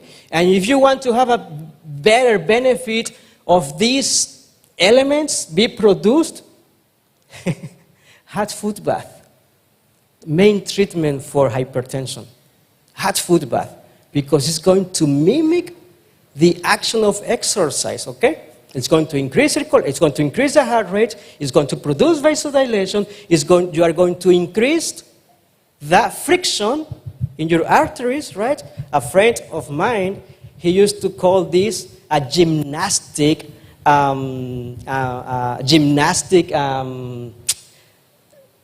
can I say, a cardiovascular gymnastic, but internal cardiovascular gymnastic, right? Because my arteries are what? Vasodilate, right? Exercise increases your HDL, the good cholesterol, lowers the LDL, okay? And decrease also lipid oxidation. Well, we know this. We don't need this. Avoid alcohol and tobacco. Lose weight, weight loss, very important. Sunshine, very interesting that here we have been seeing individuals, right? Giving them some lifestyle recommendations. And most of the individuals that we have been seeing, they have a good levels of vitamin D. Well, yeah, we are in Jamaica, sunshine, right? So let's continue having that, okay? Sunlight have many benefits, many, for the blood pressure. Apparently, when you are exposed to the sunlight, that sunlight, it can penetrate your skin, it can penetrate your vessels, and also produce certain chemicals like the nitric oxide in order to promote what? Vasodilation. You know what? Some individuals at the lifestyle center, when they are having some problems with hypertension, one of the main treatments that we recommend is go to the solarium. Just lay down under the sunshine for 20, 30 minutes. Wow, and that really helps. Sleep. And Dr. Marvin Randall, he's going to be talking about sleep next Saturday. I'm just going to mention something. If you are the opportunity to read this book, it's called The Why We Sleep. It's going to be a good help, right? Because it's going to help you again to be aware how sleep is very important. And let's see why, what this neuroscientist Matthew Walker is saying about sleep, okay? Scientists have discovered a what? Scientists have discovered a revolutionary treatment that makes you live longer. It enhances your memory and makes you more creative. It keeps you slim and lower food cravings. It protects you from cancer and dementia, okay? It lowers your risk from what? Heart attack and strokes, not to mention diabetes. One of the first questions that we asked to our guests at the Lifestyle Center when the blood pressure, it has been normal, right? Or at least fairly normal. And one morning they wake up with the blood pressure a little bit high or higher than the normal. You know what? We ask them, how do you sleep? How do you sleep, right? You will even feel happier, less depressed, and less anxious. How many hours do I need to sleep? 7 to 8 hours, not later than 10 p.m. The shorter your sleep, the shorter your life.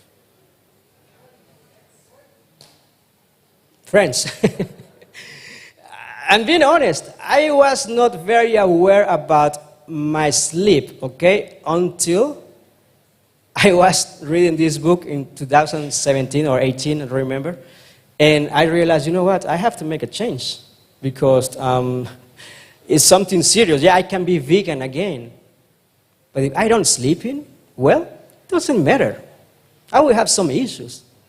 I can be vegan, I can sleep well, but if I don't exercise, it doesn't matter. I will have some other issues. If I'm not sleeping, if I'm not drinking my water, right? What about breathe deep?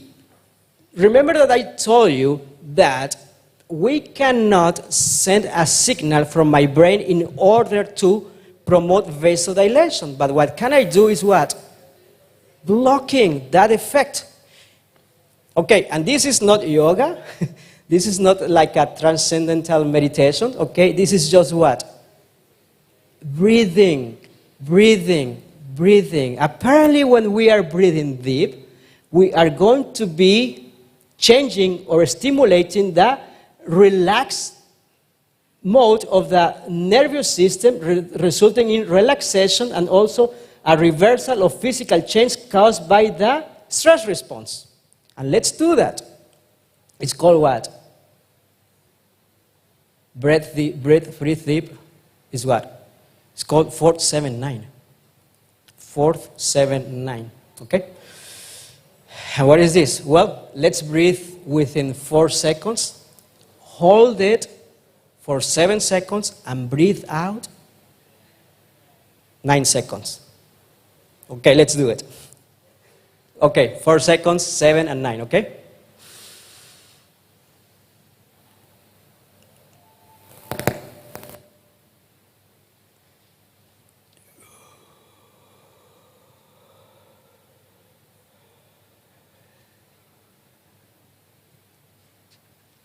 Okay?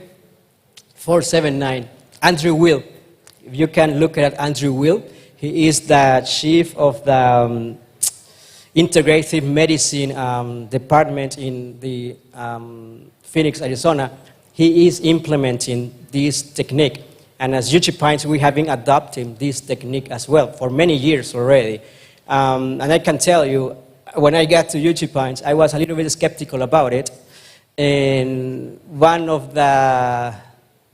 night, I remember one day, we had a guest with the blood pressure was a little bit high, or higher than the normal, definitely. And he was taking his medications and the blood pressure still high. It was, by the way, it was Friday night. And what we did is just doing the hot foot bath. And during the hot foot bath, he was doing this treatment. Deep breathing. And friends, the blood pressure drops, okay? Remember, this is just a temporary drop in your blood pressure. But if you are working with the older lifestyle change, it's going to be at some point permanent, okay? Okay? It can be temporary, okay? Reduce your environmental noises, right? And here, hydrotherapy. Remember the hot foot bath? Main one. Contraindications, remember, diabetes, or be careful. If you have a neuropathy already, just be careful, okay? If you are not able to have the hot or temperature, the sensation, right, just be careful, okay? Hot foot bath. And what about the sauna?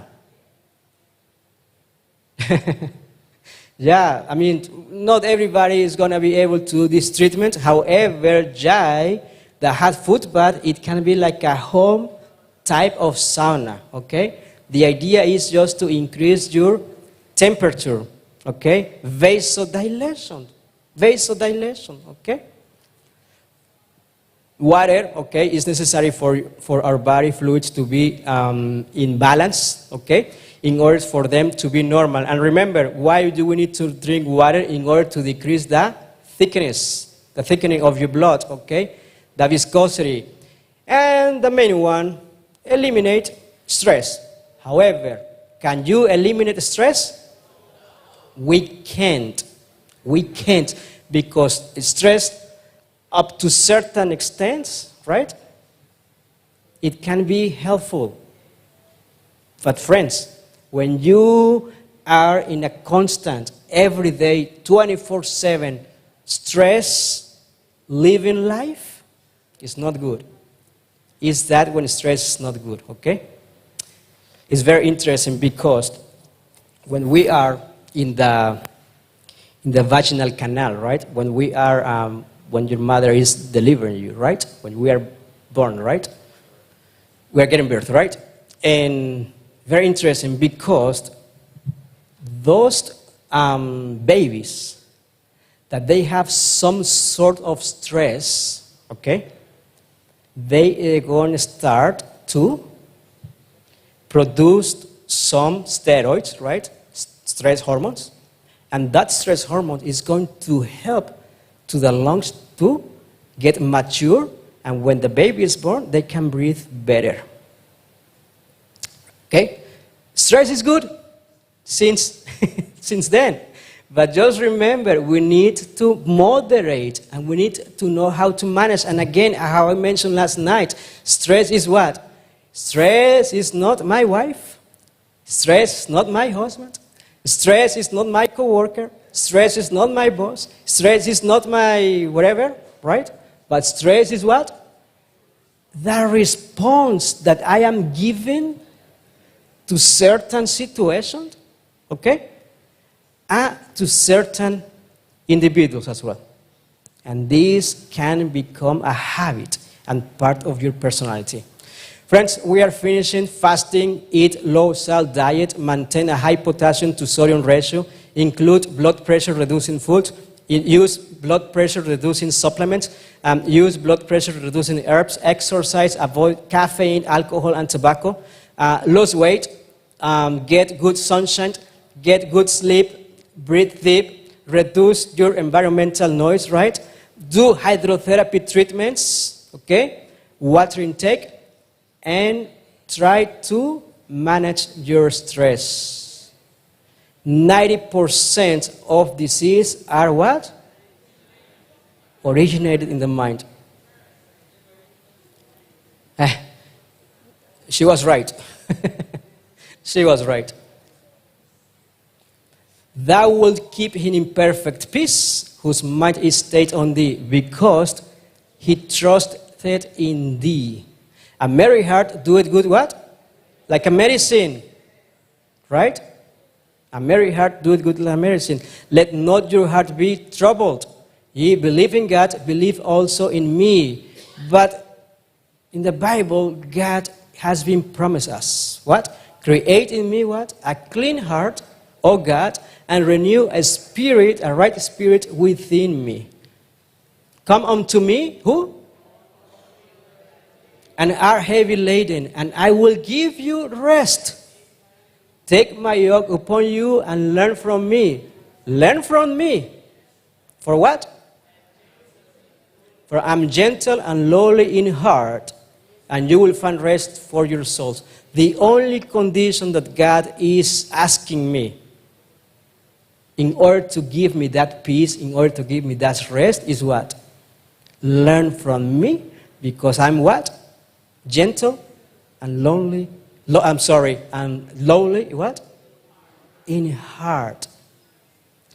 And friends, all the time we believe that when we are acting desperately and we are having those stress responses, right? It's something good, but not really. Not really. I'm going to finish with this. Correct habits, or the impact of your habits, okay? The impact of your habits, okay? Created, but a change in your habit is similar to the effect of what? Changing the path of an airplane, okay? Just a few degrees. Imagine that you are in an airplane and you are flying out from Los Angeles, going to New York, going to New York.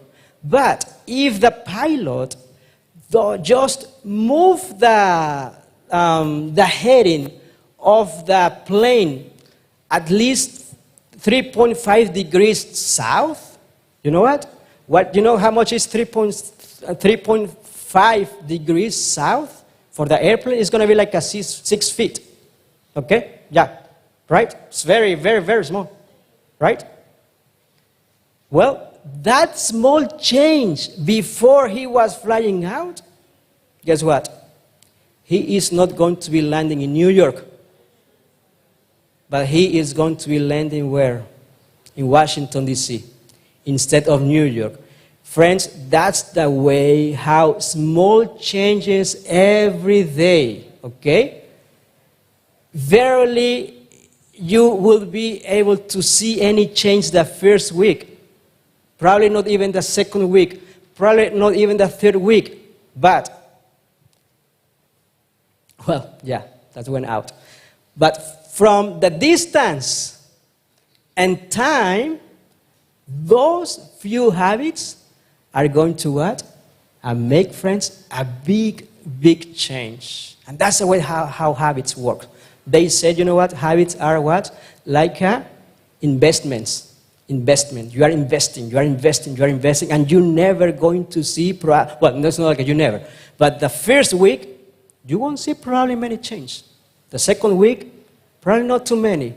But I can guarantee you, because it's a promise of God, that when we are obeying His law, we are going to be blessed. And we are going to have abundantly, right, health in order to serve better to God and serve better to my neighbor. God bless you. And that we cannot pay attention in our habits.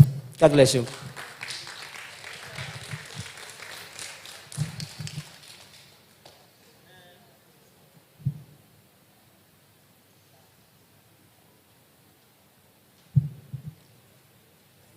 Thank you.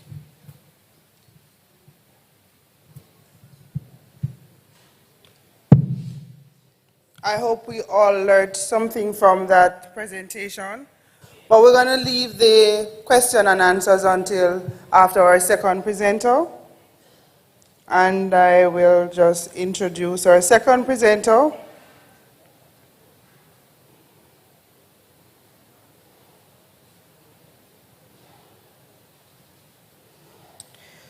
Our second presenter is Mr. Jai Hewlett, who is the Education Director at Uchee Pines Institute. He was born in St. Croix, Virgin Islands. His first interest was in aviation, where he migrated for studies in Miami, Florida, to receive his degree in aviation administration to become an air traffic controller.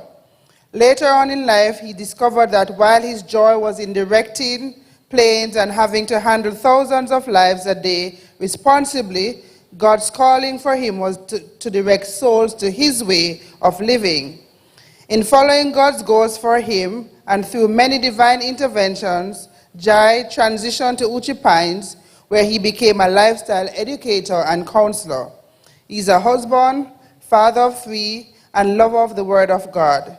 He travels helping churches and individuals with healing God's way, educating through preaching, teaching, lifestyle counseling sessions, natural remedy, and hydrotherapy classes, and more. He is currently the Education Director at Uchee Pines and the hydrotherapy teacher. He has been fulfilling his desire to show that Christ-like work for the body and Christ-like work for the soul is the true interpretation of the gospel. Let's welcome Mr. Hewlett.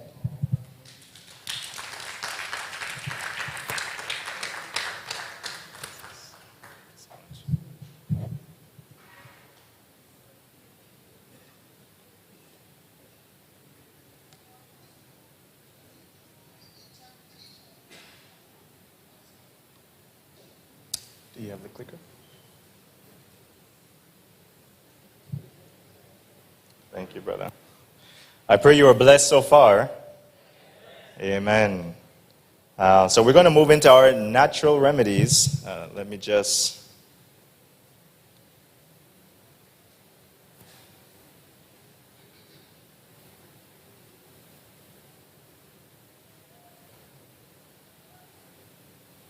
So we're going to look at what's called kitchen cabinet, or things that you may have at home that could be a blessing for you. And we know that this is a little story about Jesus. When he had thus spoken, he spat on the ground and made clay out of spittle, and he anointed the eyes of the blind man with the clay. When he had and said unto him, Go wash in the pool of Siloam, he went his way therefore and washed and came seeing. Now, why I love this story is because we look at the clay and we know that there's healing properties in clay. It actually pulls and draws out. I don't know if you ever see certain animals, they would actually, I love to study, if you study nature, you'll learn a lot about what we could learn from too. And a lot of animals, what they would do is some would actually ingest clay or dirt, and others, they would roll in it. Certain animals, when they have wounds, they would actually roll in it. It's a way of extracting and helping pull out. So they are smart creatures. We're going to look at some different ones, not just what you see here. I won't, but we'll look at some of them. This one I'll more talk to you about. Everybody's familiar with the cabbage? Okay, so I'm going to share with you people who have arthritis, joint inflammation, pain, strain, stiffness, or general pain in the body. Cabbage is a wonderful, wonderful help in managing pain. What it does is it really pulls out, draws out inflammation in the body. So basically, you just get some fresh cabbage leaves. Now, when you do it, you want to get about 2 or 3 leaves, not just one. So let's say I have knee pain. I'm going to kind of use this peace lily as an example. So let's say I have my knee pain. What I want to do with my cabbage, imagine that's my leaf. I want to roll or pin it or beat it up. And why I want to do that is because I want to release the enzymes and the juices within the veins of that cabbage that actually is the compound that helps extract or pull out inflammation. When you do that, it reminds me of Christ. It says he was bruised for our iniquities. In order to release the effects of what Christ did for us, he had to be bruised. He was a dry root. Did he know something about plant life? Yes. So the same thing, right? He was experiencing that for us. You beat it, you roll it, you just want to bruise it. You put about 2, 3 of them right over that knee. You could put it right on, and you just wrap your knee with that. Or you can put it over the back for a backache, or you can put it over the shoulder or over the elbow. Basically, anywhere you're experiencing the pain, the cabbage is a very good remedy of helping with that pain and inflammation in the body. So usually at room temperature, you want to put it, and the others I'll kind of show you how to do. So that's really the cabbage, very simple to do. And this is charcoal. Anybody ever use charcoal? Anybody ever use it internally? Use it externally? Okay. So we're going to just look a little bit about charcoal. It's reducing inflammation, poisons for snake bites or spider bites, bee stings, detoxification, cellulitis. So you need the charcoal. There's much more than what I just mentioned. Gas, you can do it internally.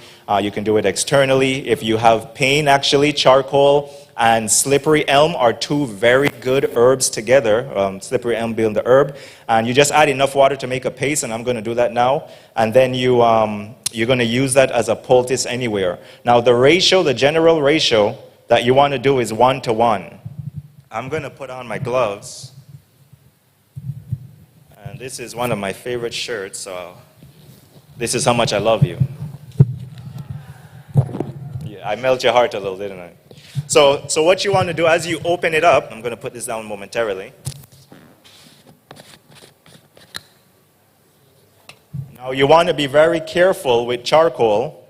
It don't take much to do much, right? So basically it's a 1-to-1 ratio. I'm just making a small amount so you can see it. So I'm using a tablespoon.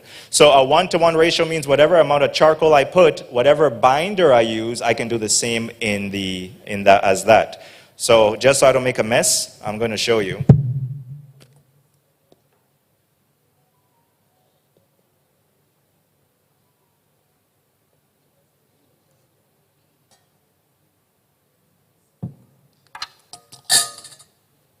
And you want to immediately cover it back because charcoal will draw in. It will draw in fumes. So wherever you put your charcoal container, as long as it's closely tight, it's fine.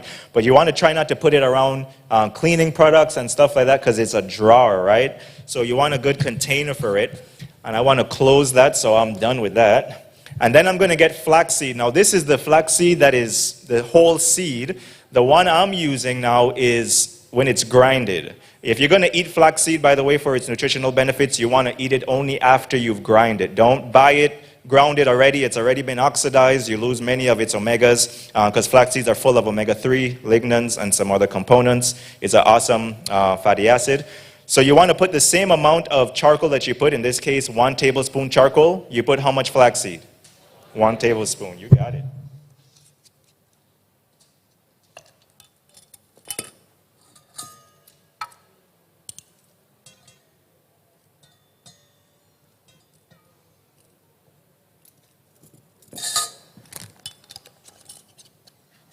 And it doesn't have to be the exact amount, but pretty close is good. And what I'm going to do is just pour just enough water to make a paste. I'm going to just mix that in a little bit.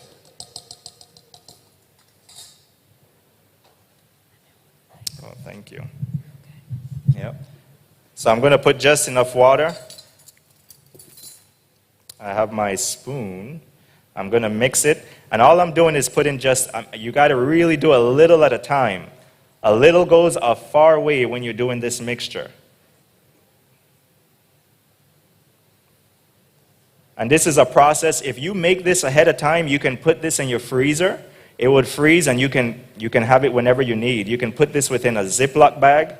This same mixture you can put within a Ziploc bag, and it's going to be ready to use whenever you're in need of it.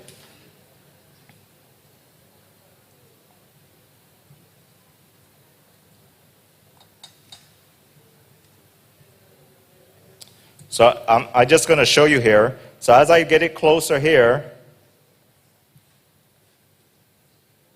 you just keep mixing it up. Now you want this almost like more of a jelly consistency. And if you find that it's just too watery, which sometimes happen, you just put some more flaxseed, that's all. But you don't want it too dry either, because if it's too dry, it doesn't have as good a pulling effect. You want it wet and moist. You don't want it too dry. And that's exactly it. You keep mixing, and you see that? Yeah, so that's what you want. And what you could do now, you have different methods of doing it. You can go and get you a Chuck's pad, incontinence pad, and you can see how those look inside, right? And you just spread it right over. You'll take off this little film here. You peel the film off, spread it on the white part. You put that film back on, and you can just put some skin tape. That's one way. I'm just going to show you the paper towel method, just for time.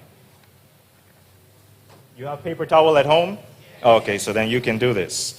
So what you want to do is you put this here. I'm going to use my glove hand. No, I'm okay. Yeah, I should use that. So I'm going to just put it a little bit here. And I'm spreading it on. You see that? I'm just spreading that on. Now, whatever I'm using this for is dependent on how large I make it. So I'm making this, let's just say that I got a sting. I'll give you an example, actually. When I came to the States, I finally came to Alabama. I don't know if you were ever somewhere just minding your business and an insect decide that today is your day. So I had a bee, in Syncro we call it Jack Spanier. I think it's like oh, you say the same thing? Oh, a wasp? Yeah, wasp. So a wasp and a bee is different, right? A bee, when it stings you, it has the stinger is left in you and it dies. A wasp can sting you repeatedly, right? So I was, again, just with somebody talking, and this wasp decided to get stuck in my glasses. And it got stuck there, and because I offended it, it began puncturing me in the eye continually, right? I mean, it was excruciating, and I, dramatically threw my glasses all over. But I got this happen, and somebody looking out the window saw when this happened. And they immediately began making this. First time I've ever heard of charcoal. They bring this out, very similar to how I have you. And you'll notice when you do that, when you press this, you see how it's coming out? Yep. So I can just fold this over, right? And you see that? So I'm putting that, and that's why I wear gloves, by the way. I'm putting that, he just did just like that. Now, it does have a little bit of black on the eye, but it's going to wash off. My concern isn't the black, it's that stinger that just got me in the eye. So I put that over. They tell me go home. It's a 30-minute ride home. But as soon as I put this on, about 30 seconds to a minute, if so much, the pain went away immediately. And then after that, as I went home and I left this on, I went to sleep. I slept with it on for about an hour or two. I woke up and I took it off, looked in the mirror. It was as if though nothing happened. And when I saw that, I said, praise God. There is a God in Israel. So that's charcoal. You can use it you can use it for inflammation.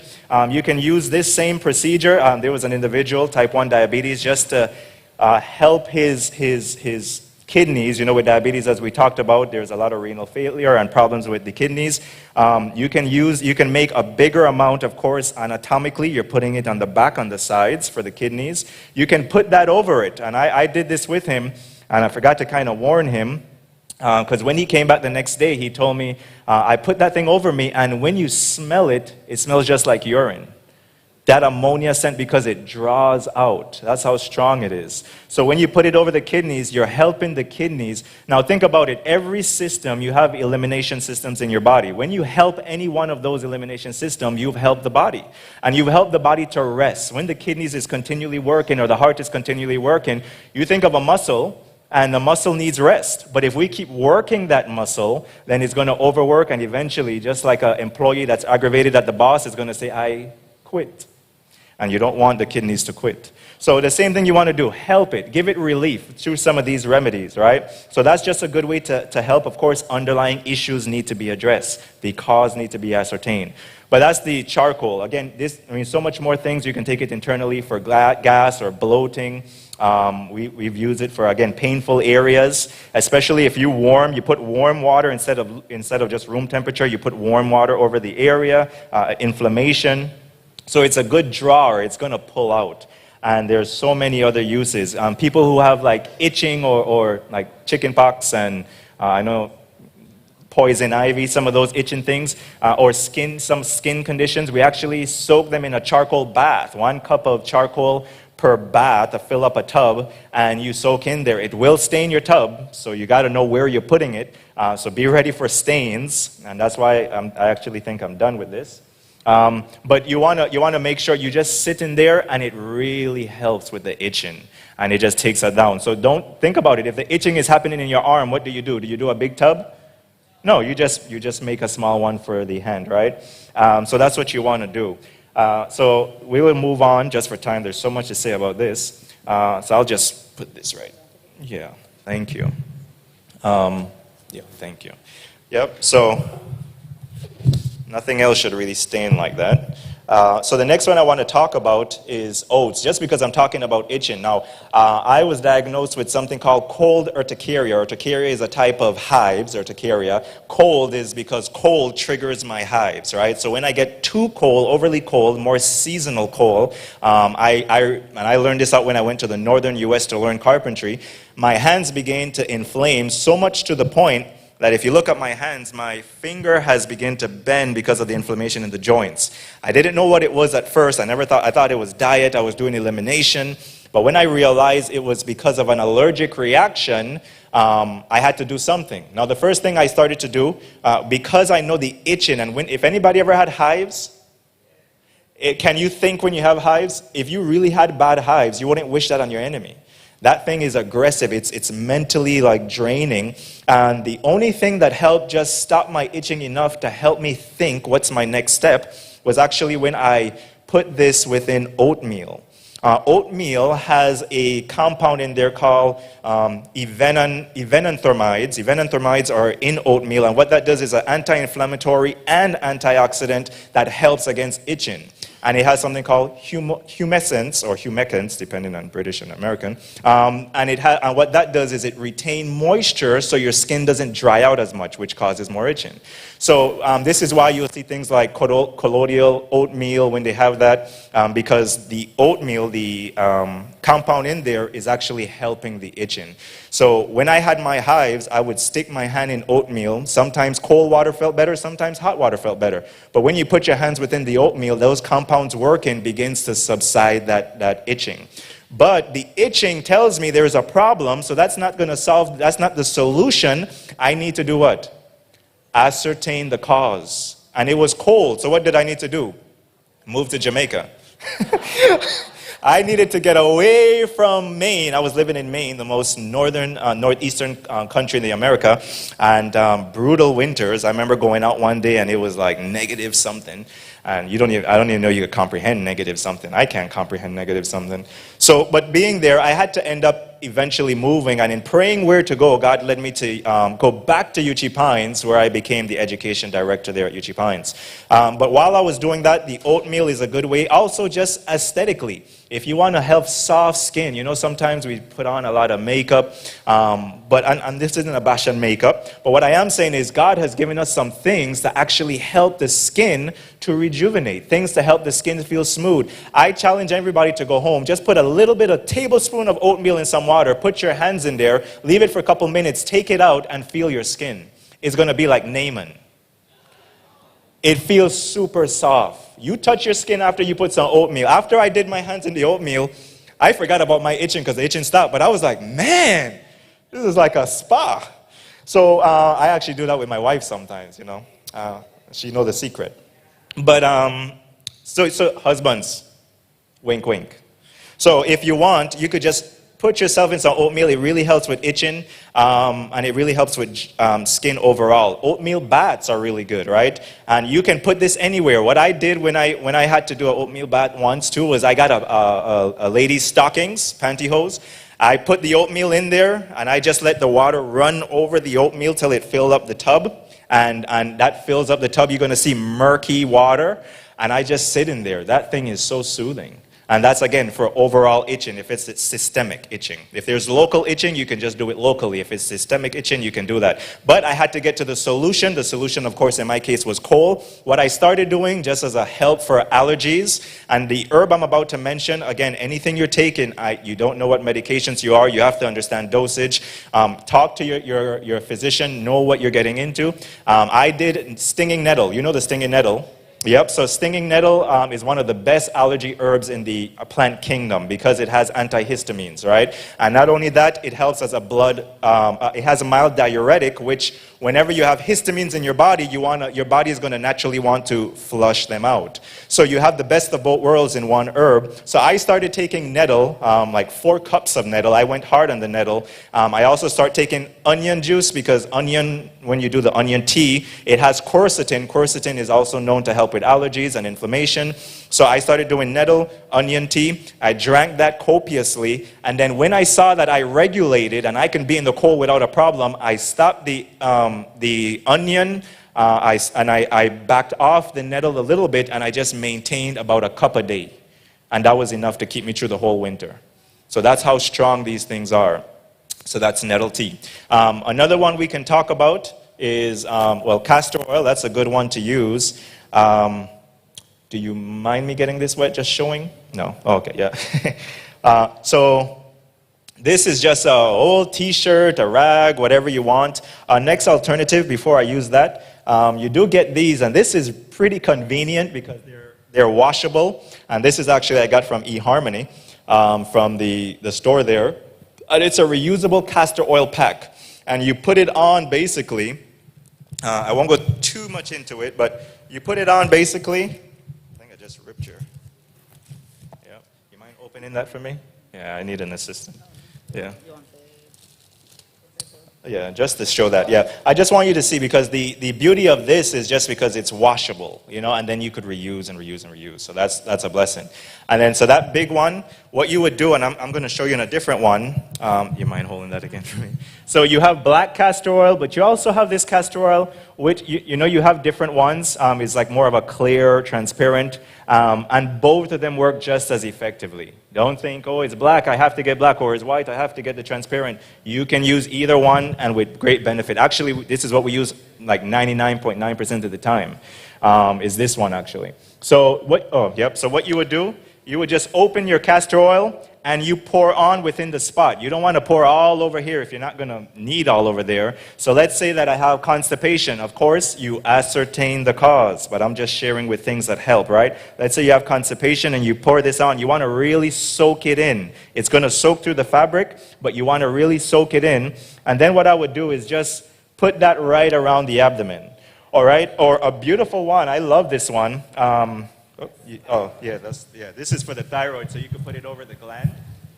But the one I really like, thank you. The one I really like is this one. My wife, just before I come to Jamaica, and God always does this, right before I come to do a seminar, something happened to somebody where I have to do something, so I could have a testimony, praise God. So my wife, I have a 10 months old daughter, and she's breastfeeding, but my wife developed mastitis a couple days before coming here. And the last time she had mastitis, it was so bad, she started to get fever, chills, and we were doing hydrotherapy around the clock. I had actually at the time, my 8-year-old daughter, she was my little assistant.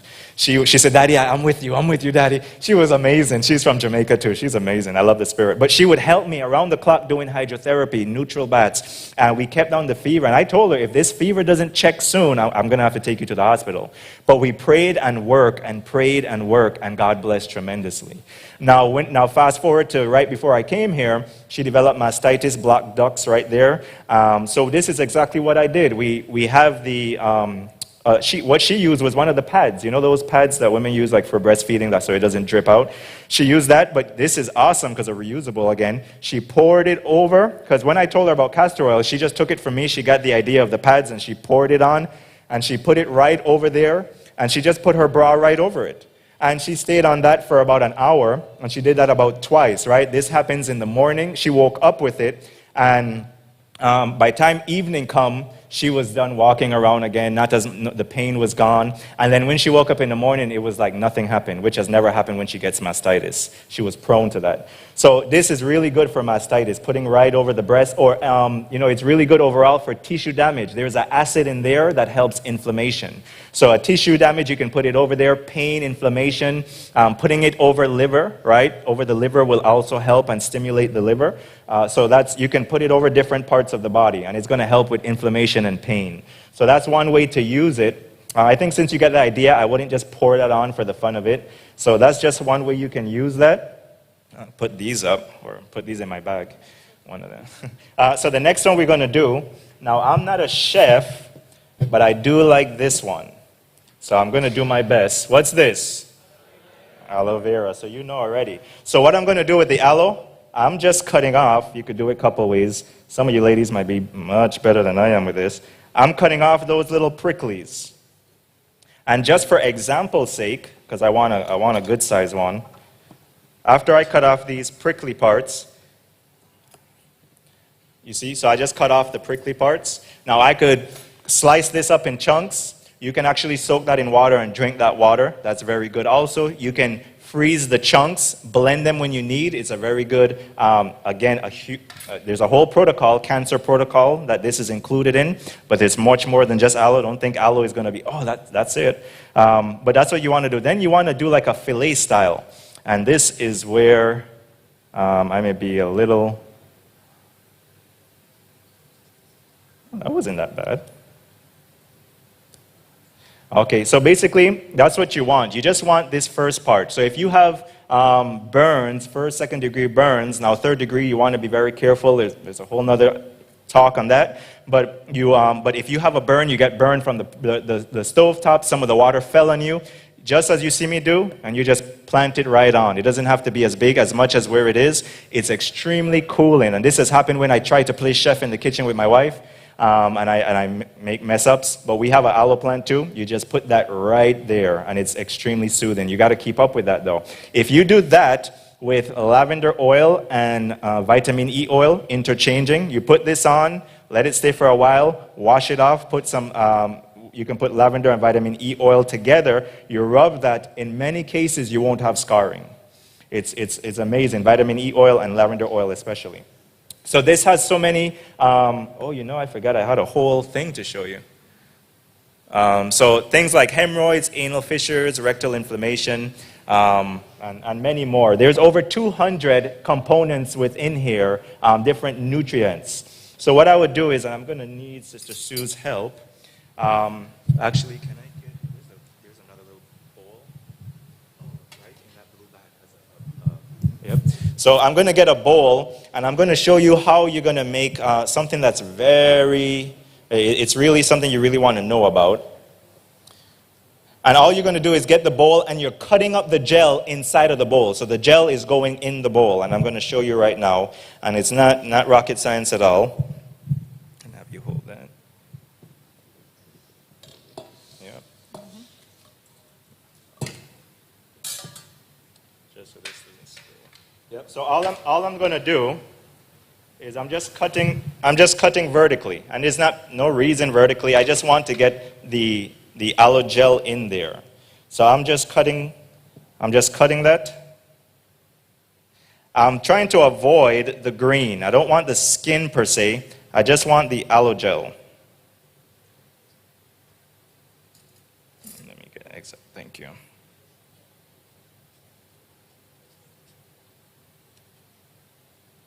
Now, if I have a blender, I could have done this, but even if you don't have a blender, there's other ways for you to do this. So I'm going to just put this, and I'm just putting just a little bit of water, just a little bit of water.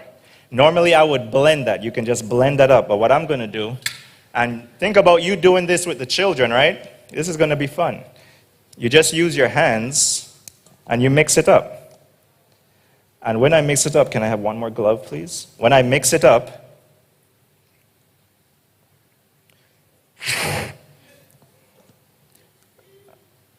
you see that? Oh, yeah. And that's all I'm doing. I'm putting it in this glove. Yes, please. I don't know if it'll all get in there, though. Yeah. So let me do this. Maybe let's do it over the... Perfect, yep. And it's okay. So what I'm going to do, you see how that filled up all of these? So I'm going to take this glove now, and I'm going to tie this glove. So you tie it up, and you put this in your freezer to freeze as much as you can vertically. When you put this in your freezer to freeze, the aloe gel is going to freeze within the fingers. And then what you do is you take a scissors, and this is going to make an awesome suppository. So when you do that, you cut it, you just take that aloe, and you put it, and if you have hemorrhoids, it's extremely soothing. So I do need one volunteer. No, I'm giving you a hard time. I'm giving you, I know, don't do that on camera. But so this is what you're going to do. You just blend it up, and that's as simple as it is. You freeze that, and you put it in there. I had an individual from the St. Kitts, and what he did, he told me in the night, hey, I have this issue. It was a really bad hemorrhoids. So we did this very treatment. He says, okay, so you're going to put it up there? I said, no, I'm going to teach you how to put it up there. So he put it up there himself, and in the morning when I see him, he was like, Jai, praise the Lord, I feel so much better. And if you'd had hemorrhoids, you rejoice when you don't have that pain and inflammation and burning anymore. So that's exactly what we did. We did that a couple times. Now, that's just a help, but we reason from cause to effect. So really, you need to change your diet. You need a lot more fiber in the diet. Whenever you're at the toilet and you're straining, you create those hemorrhoids through the pressure that you're trying to get it out of, right? So you really want to increase your fiber intake. Lots of vegetables, roots has the fiber. Beans have lots of fiber also, right? So you have the fiber intake increase, and that helps the actual issue with the hemorrhoids. And there's different types, but both types work well with aloe. You could do the potato also. Cut it in a fry-like manner and put it in there too, and it's going to, as it oxidizes, it's going to pull and help the inflammation. However, when you have severe hemorrhoids, I don't like to use the object because an object hitting the area could hurt. And though it will bring relief, I think this is so much more soothing, aloe vera gel. So that's how you use aloe vera gel. And then the other one that I just want to mention is Mr. Potato. Everybody's familiar. Everybody can get a potato. Irish potato, can you get it? Yeah, okay. I want to make sure you're using things you can get. So what you want to do, you have a couple ways. You can just peel Mr. Potato, or you can do what I'm about to do. Yep. And how you want to do this is, again, notice how everything we're using, we're just putting right on the napkin. So all I'm doing is grating. It don't matter really which side, but you're just grating.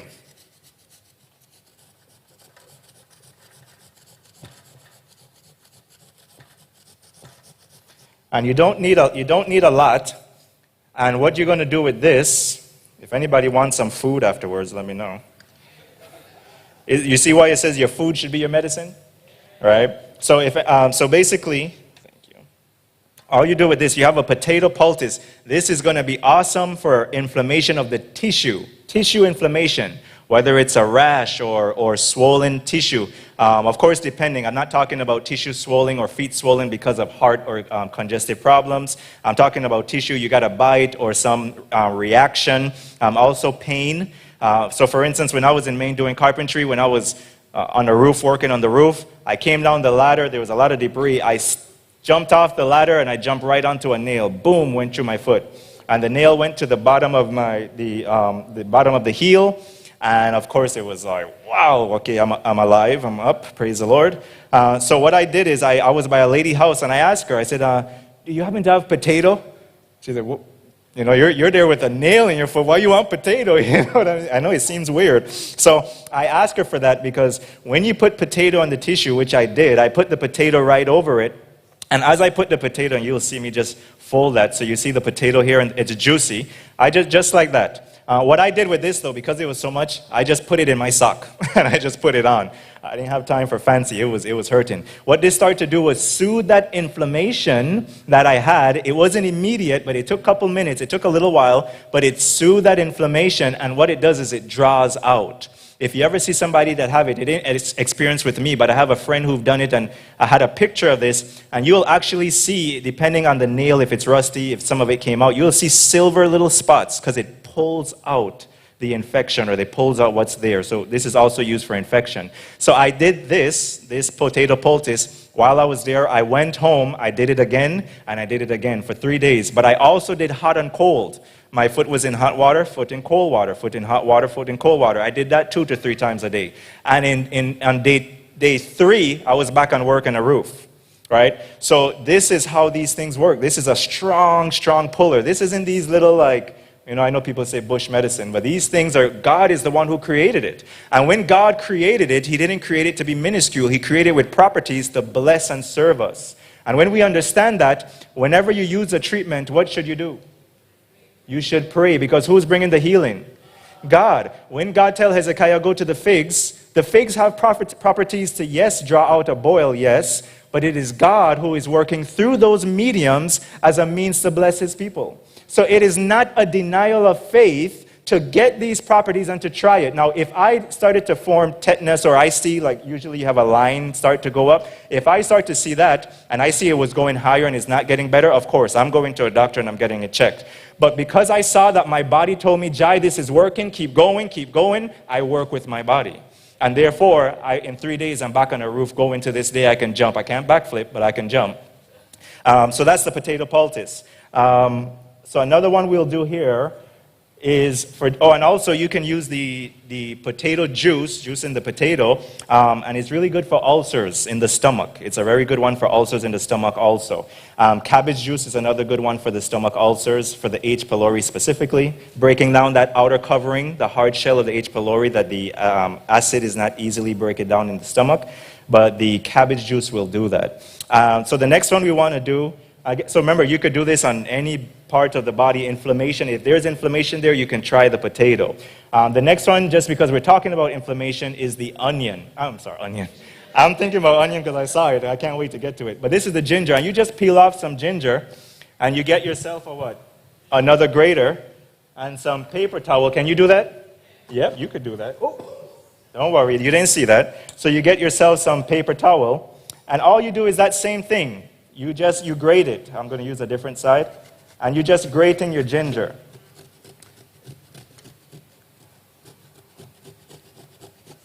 And as you grate your ginger, it's going to become, and I'm just going to show you by the example of it. Thank you, brother.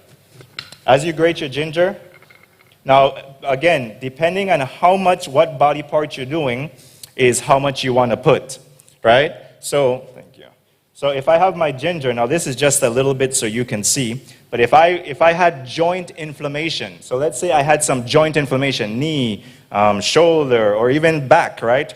Spinal hurt pain, so to speak, and depending on what caused that spinal pain, you just make your ginger poultice just like I show you. Ginger is very wet. So this is, of course, I would make it bigger if it was for the back, but let's say I'm just putting it on a part of my knuckles or my wrist, and you see how it's already turning? So that's the part that I want to just put right on. And what that's going to do, especially if there's a lot of inflammation, sometimes when you put this on, it gets really hot.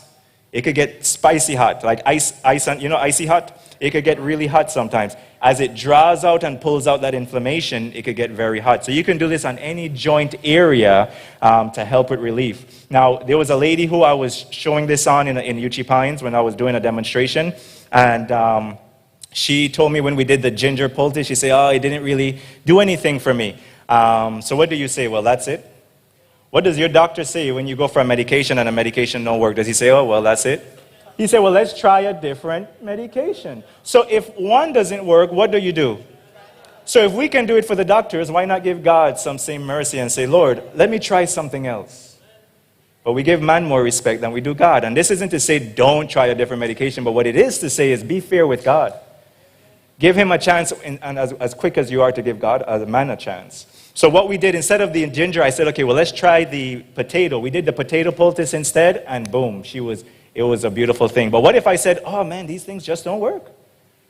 But the potato poultice is, the body knows what it needs. And when you do what the body needs, the body will speak to you and tell you, yes, keep going, or we got to do something else. This is not working. You follow your body. You see if inflammation is going down. Is there less pain? Is there less heat? Is there less redness? Is there less swelling in the area? So ginger poultice could go anywhere within a joint pain. General rule of thumb, ginger for joint and potato for tissue. Okay? General rule. And inflammation.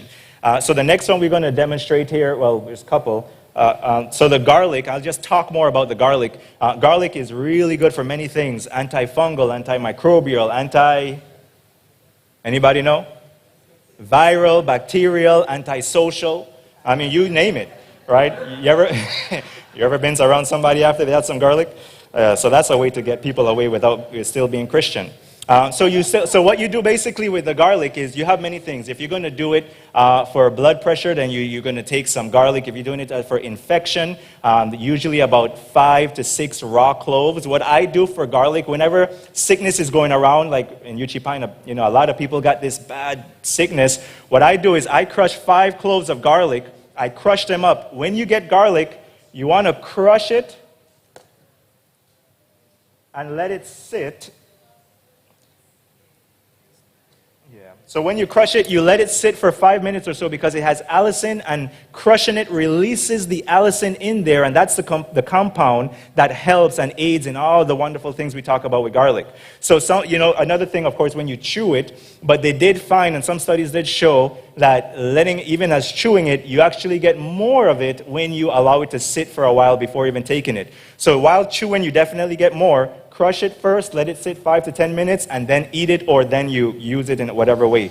But I crush this, and I put this, I mince it, and I put it as chunks all around an avocado sandwich, because avocado just helps me be able to handle the heat of the garlic. It's still hot, but I put it between 2 toast or cocoa bun.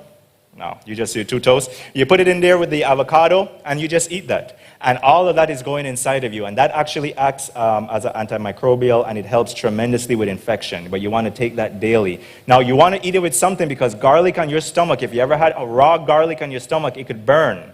It's strong. So you want to eat it with something. You don't want to do it just without. Another thing you can do is crush the garlic and you put it in oil. When you crush the garlic and you put it in oil and you let it sit, especially if you just heat that oil a little bit on a pan with the garlic, just about 2-3 tablespoons of oil. You put 1 clove of garlic in there, heat it up gently, and you strain that. You put the oil in a strainer. You put in a cup or whatever on a spoon, and you just put 1 drop in the air for ear infections. There was a lady in Maine from Dominican Republic, and her children were always getting infections. And the thing that helped the most is when we did a garlic oil inside the ear. Or when you do oregano, you know oregano plant. Yep, you can use oregano oil. Or actually, well, let me be careful. Oregano oil burns. Don't use the essential oregano oil. Just take the leaf, steep it a little bit like you would tea, and you can just put a couple of drops of that in there. Another thing you could do too is the onion, which we'll talk about. So when we did that, you want to do it not just to one ear, do it to the other ear.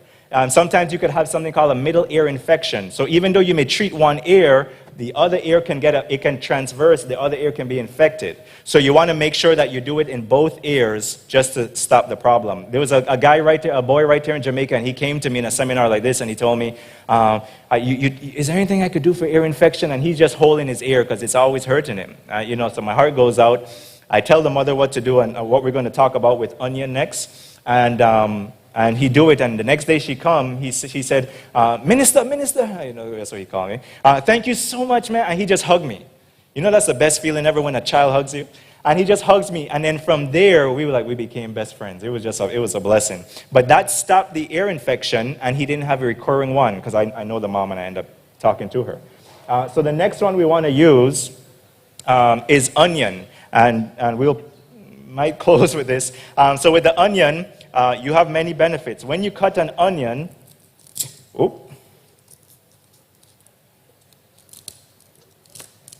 So when you cut an onion, the minute you open an onion like this, it's already drying. So they've put onions in studies and they've exposed the air to certain viruses, and you find those viruses very impacted in the onion because it draws out, right? It's an awesome drawer. I've used this in many instances with beautiful success. So just keeping on the earache, you cut an onion like this, you have a couple options. You can put it to heat in the oven or just a heat source. Not long. You're not trying to cook it. You ain't going to eat it. You're just heating it while it gets soft. You know when it gets soft and a little mushy? You put a couple drops of that onion juice in a spoon, and you put that in the air. You can put a cotton ball or something to keep it. That onion is going to stop the infection. And I've seen that one many, many times. Another way you can use it is wrapping this in a cloth. If you have a washcloth, you can wrap it in a cloth. And you heat this up. You put the washcloth over. So you put you don't want to use a napkin because it's going to be hot. You put your washcloth over and you put it right against the ear. And then you can use something like a ace bandage, and you can just bandage that over. I still recommend putting it in 2 ears. You look funny. You don't want to go up the road doing it, but it is working. And the children that I've done this too, less than 5 minutes, the pain is gone.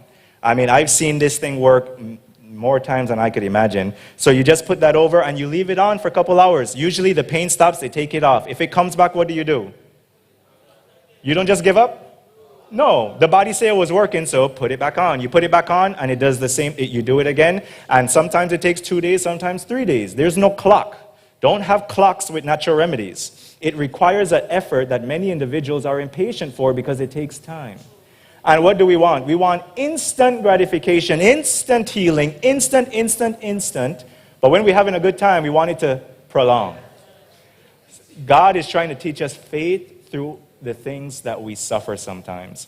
The suffering is an alarm system to us. What are you doing? If God doesn't have the alarm, then what would make a man change? So when you go through problems, remember the Lord. Remember that there's a God in Israel, and He's given us these things to help us. And He says, not only for you, but onto your children. So teach your children about these principles from young.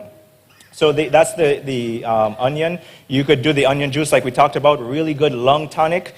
You can put onion, something we do for my son when he has coughs, or my daughter, when they have coughs, we put onions, we grate up the onions, and you just put that right under the feet on the sock.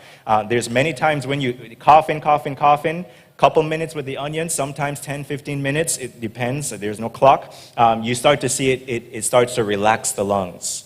It relaxes the lungs, and they actually get a better night's sleep. I put this over a pastor who had asthma, and as we were doing it, I put it over his chest. He told me that night it didn't really help. I said, okay, give me another chance. Let's put it on the bottom of the feet. We did it, and it was like, he said that was some of the best sleep he got in a long time, right? It just helped him to breathe. So try it. Put it in under the lungs, right over the lung cavity, or right under the feet. And the feet I like the most, and I found better success personally, but you can do either or.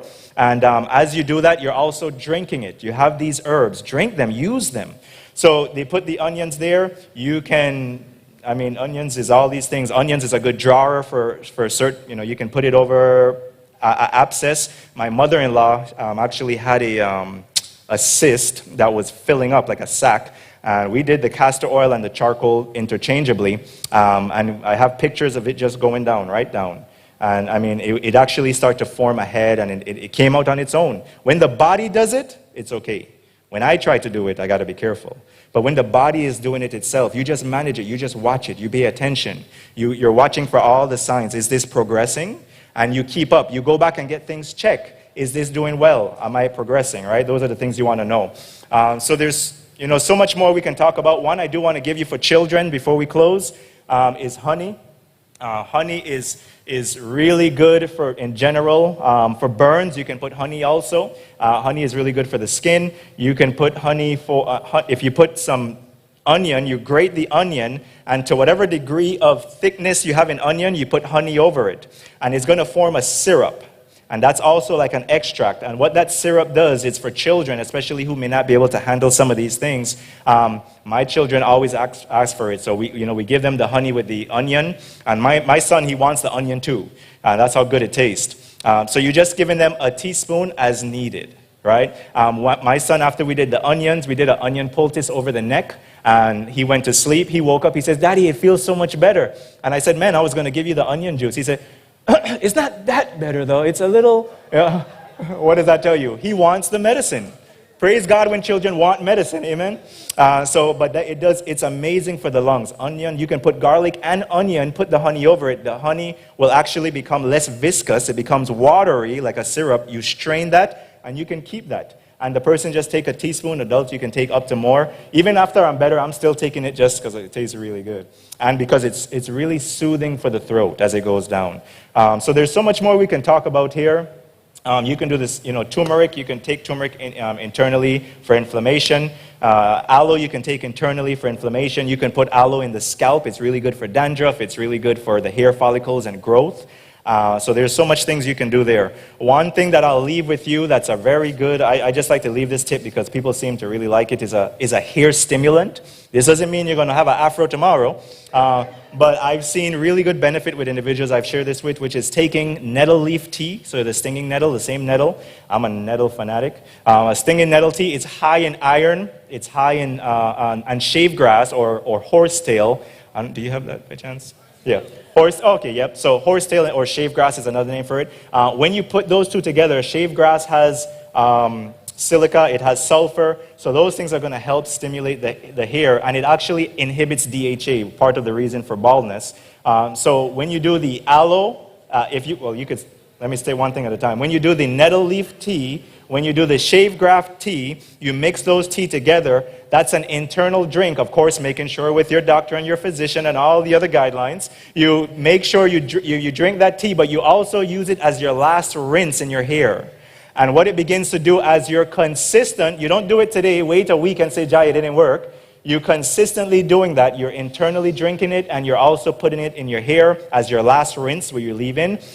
It begins to make it fuller. There was a lady, I know she won't mind if she sees this, from the Philippines who's been starting to do this, and her hair sometimes was falling out. And as she started to do this, she said, "Jai, look." You know how women, look, that kind of thing. So it was, and I saw it, and I said, "Man, that thing is looking a little shiny even." So you could see it really helps pull it out. It takes a while to be consistent, and you're going to see that it helps. That again, don't expect to, come out to the church now having to watch your head.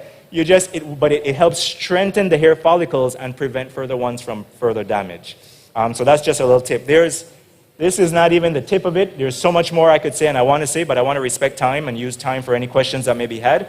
So thank you very much. I pray that you were blessed, and we'll move on to the next one. Thank you.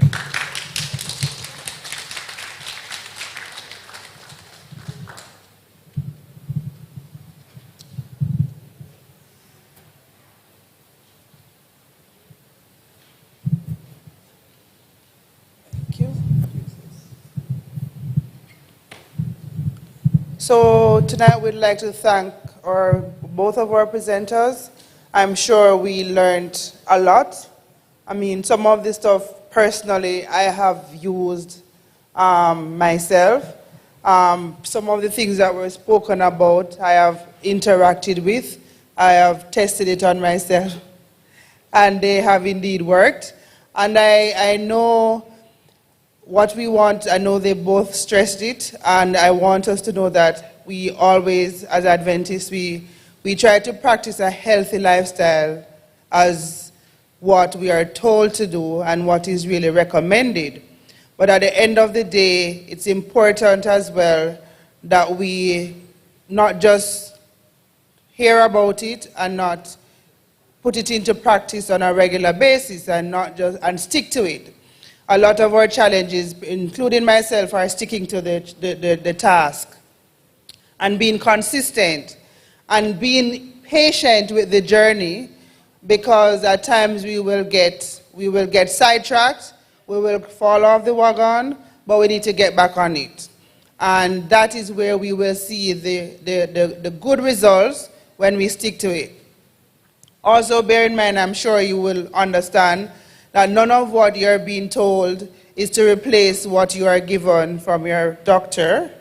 Please note, right? But they are supposed to be helping, right, with whatever is already given to you. Of course, once it is working. As I have always said to patients, once a medication doesn't work for you, it's not a one-size-fits-all, and what may work for me will not work for you. And so we always have to find the right rhythm for our patients. But at the end of the day, we have a crisis. Chronic or lifestyle diseases are killing us, and we cannot rely just on medicines to reverse that pandemic, because it is indeed a pandemic. And so I will pause here to entertain any questions that you may have for the presenters.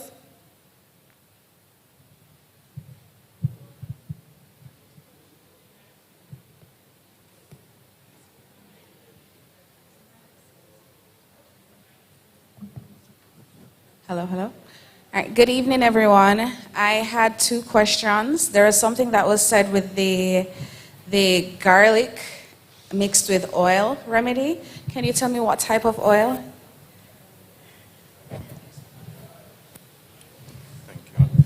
Yep, so it's, I mean, olive oil, any oil that extracts, so olive oil is a good one. And the reason for the olive oil being kind of, I'm going to use the word a little superior, or castor oil, but the olive oil also has anti-inflammatory properties in there. Olives do.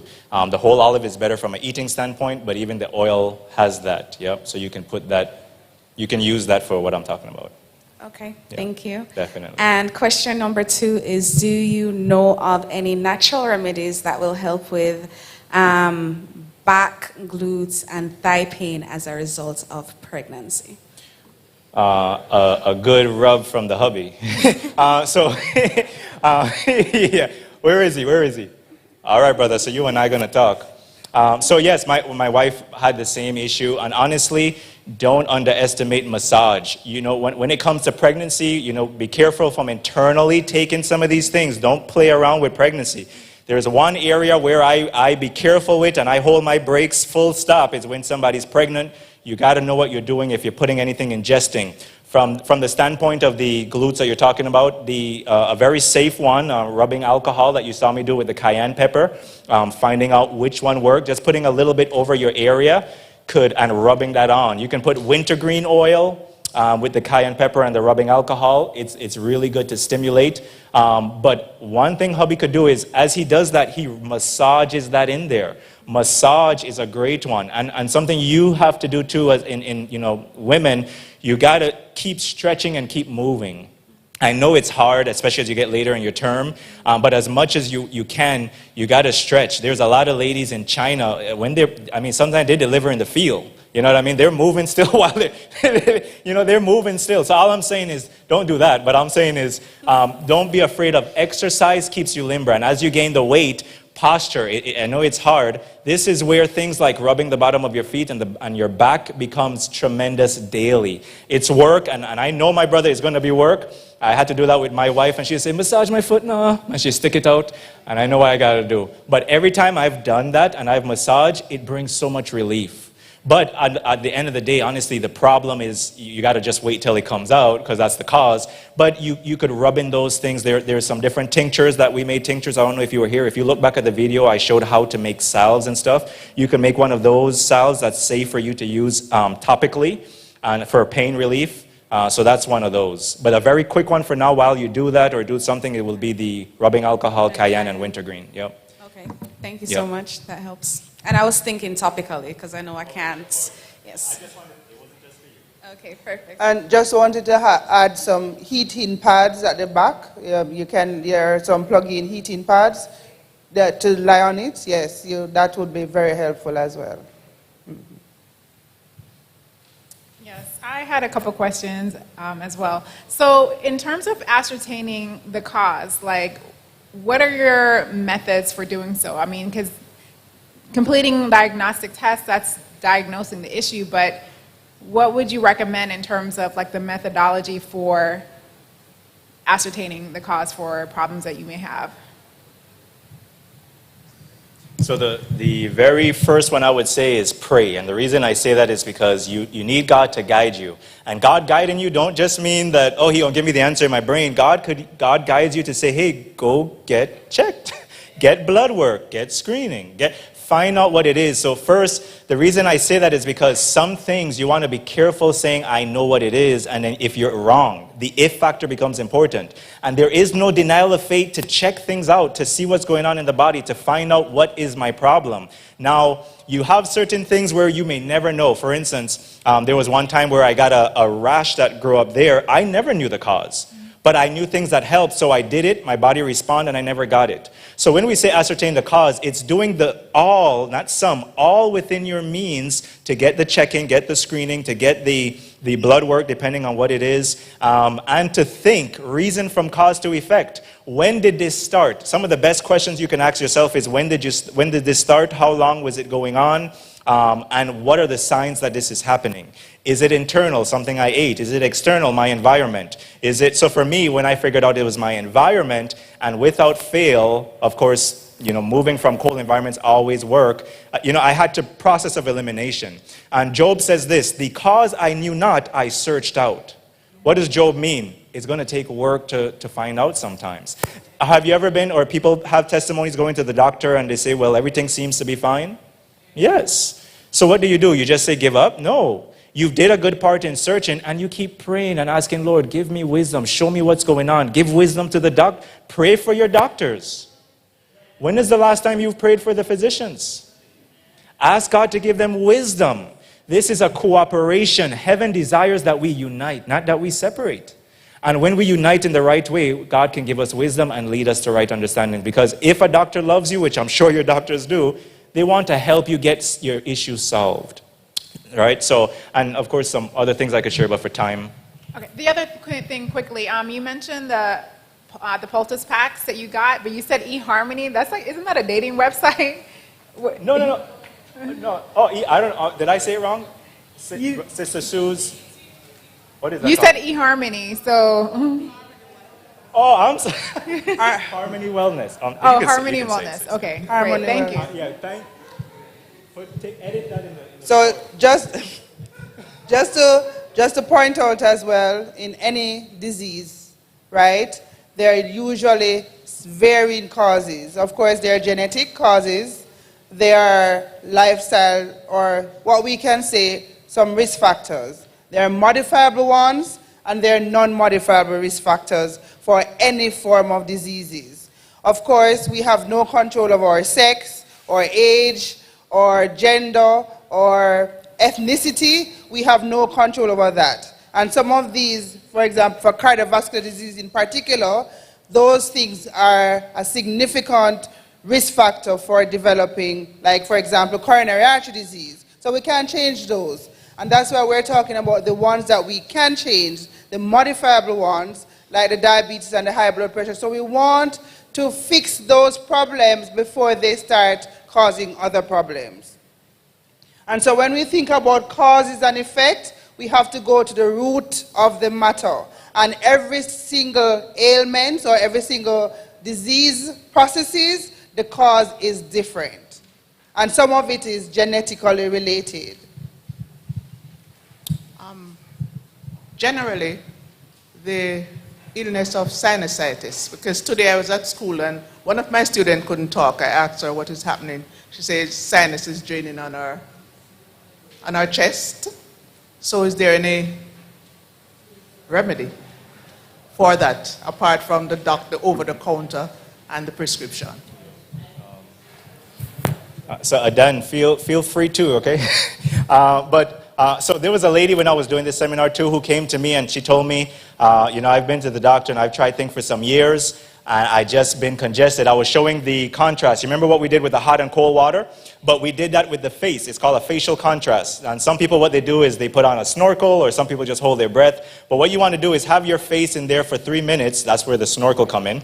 And your face in the cold for 30 seconds. And you're making the hot hotter and the cold colder, always to tolerance. You're not burning the face, right? And it's good to know how to do this. But what you do is you put a little bit of salt in the hot water. Anybody been to the beach? Everybody raise their hand.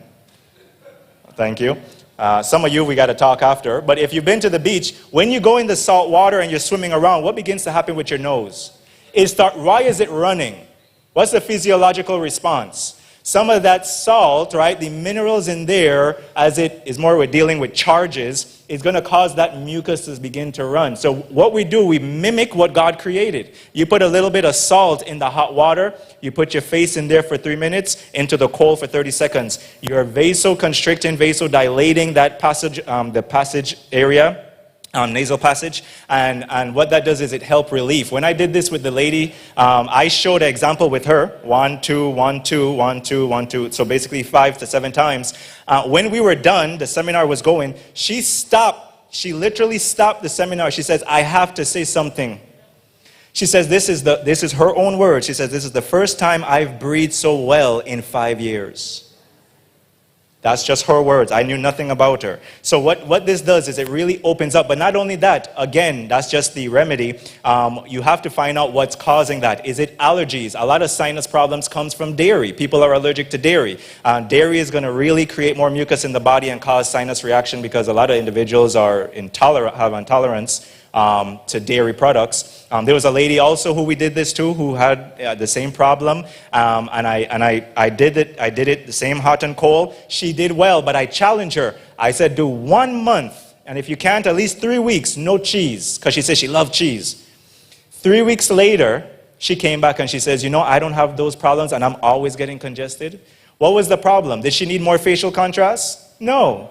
She needed to ascertain the cause. She had a dairy intolerance. Once she stopped the dairy, she says for years she dealt with it. She never dealt with it again. She removed the cause, therefore the effects can never arise. So that's what we're doing. We're just ascertaining and we're working with the body. We're assisting what nature wants to do already, right? So that's what I would say. But know the cause. Is it environmental? Is it a diet? And so on and so on. What's the cause? Take care of that first. Remove yourself out of that environment of the cause. Correct the habits. And then you assist nature through those different needs and modalities. Okay, very good. You mentioned grass. I think you said shave grass. Is there equivalent in Jamaica? I've never heard of the name shave grass. Horsetail is another thing. Horsetail? Yeah. Okay. Oh, praise the Lord. Yeah. I didn't know how that was going to turn out. I have a question that's particularly related to women. I know that women of Afro-Indian descent, which is primarily our Caribbean women, and more younger women now are being faced with endometrial diseases, right? So either growths, adenomyosis, endometriosis, fibroids, cysts. I know that, of course, we want to reduce the inflammation load in the body by taking on some of those natural remedies, but I'd really love for us to touch on that. I'm going to let Adan do this. Women issues, I have a barrier. So he'll help with this. Again, we are talking about looking for the cause, right? Many of these endometrial uterus, right, problems related with females, it can be related with a condition that's called PCOS, okay? Polycystic ovarian syndrome, which is just the production of many seeds in your ovaries, okay? And this situation is going to lead you to have something that's called high levels of insulin. Apparently that insulin, it can really damage or interrupt the production of certain hormones, okay? That coming from your brain to your ovaries, okay? That's the main one. However, PCOS is also related with overweight, okay? That's the main thing, okay? In order to check for female situations, right, it's very important to check for your hormones, okay? To check because it's obvious that there is an imbalance between your estrogens, okay? But the main one is estrogen. All the time when you are having some type of bleeding issues, it's because estrogen, okay? Okay, so that's the main thing that you have to be looking for. There are certain natural remedies, right, that they can be working for that. For example, Jai was talking about the castor oil packs, right? It can help. Ginger is one of the best anti-inflammatories as well. Okay, you can use ginger as well. Black cohosh, it can help as well. Vitex can help as well. But again, just try to check first what is the problem, okay? Definitely, if we are talking about fibroids, again, it can be related with chronic inflammations, and that chronic inflammation, it can be related with what we have been eating, definitely. That's a fibroid is just a tumor, right? A benign type of tumor, right? And that benign type of tumor is going to lead you to have all these bleeding issues, right? There are some natural remedies, as Jai was talking about it, and the main one, it could be even you can add the castor oil, you can add also the ginger as well, okay? Blended castor oil and ginger, and that can be one of the natural remedies you can use. Any other question? So again, we'd like to thank our presenters.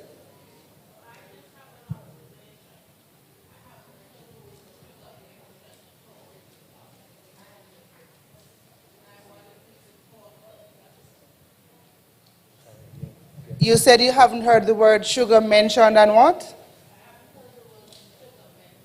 We don't do sugar, but okay, go ahead. No. Okay, so sugar is bad for you. That's number one. So sugar is bad. In any shape or form, sugar is bad. And so when we're talking about healthy lifestyle, sugar is not really going to be a part of the discussion unless we're saying that it is not good for you.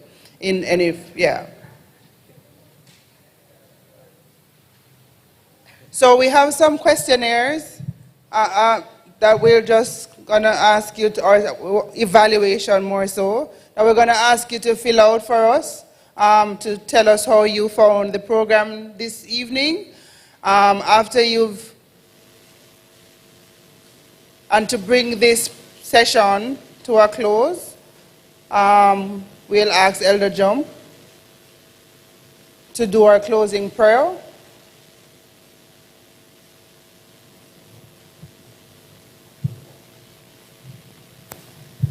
I invite us to stand, please.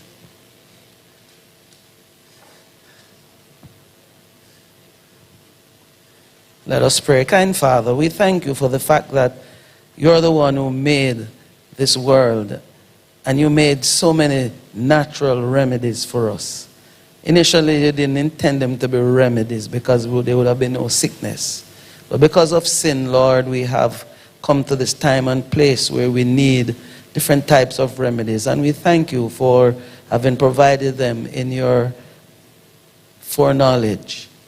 So, Father, we are grateful that our friends from Uchee Pines came, and you have endowed them with wisdom, knowledge, understanding, which they have shared with us. We thank you for them, and we thank you for the ministry that they share. But more so, Lord, we thank you because we have been fearfully and wonderfully made. And you have always told us that we want us to prosper and be in health. So help us, Lord, to adapt the various things that we need to adapt and to adopt as well. And so as we think of the various ways that we can enhance or lifestyle and our lifespan by your grace. Give us wisdom so to do. As we wend our way homeward this evening, grant us journeying mercies, and we pray that you'll take us back tomorrow, that we'll have another enriched session with you. We know, Lord, that time on earth will soon come to its close. Help us to look up so that by your grace and your power we'll be ready to meet you in peace. Is our prayer with thanksgiving. May God's people say, Amen.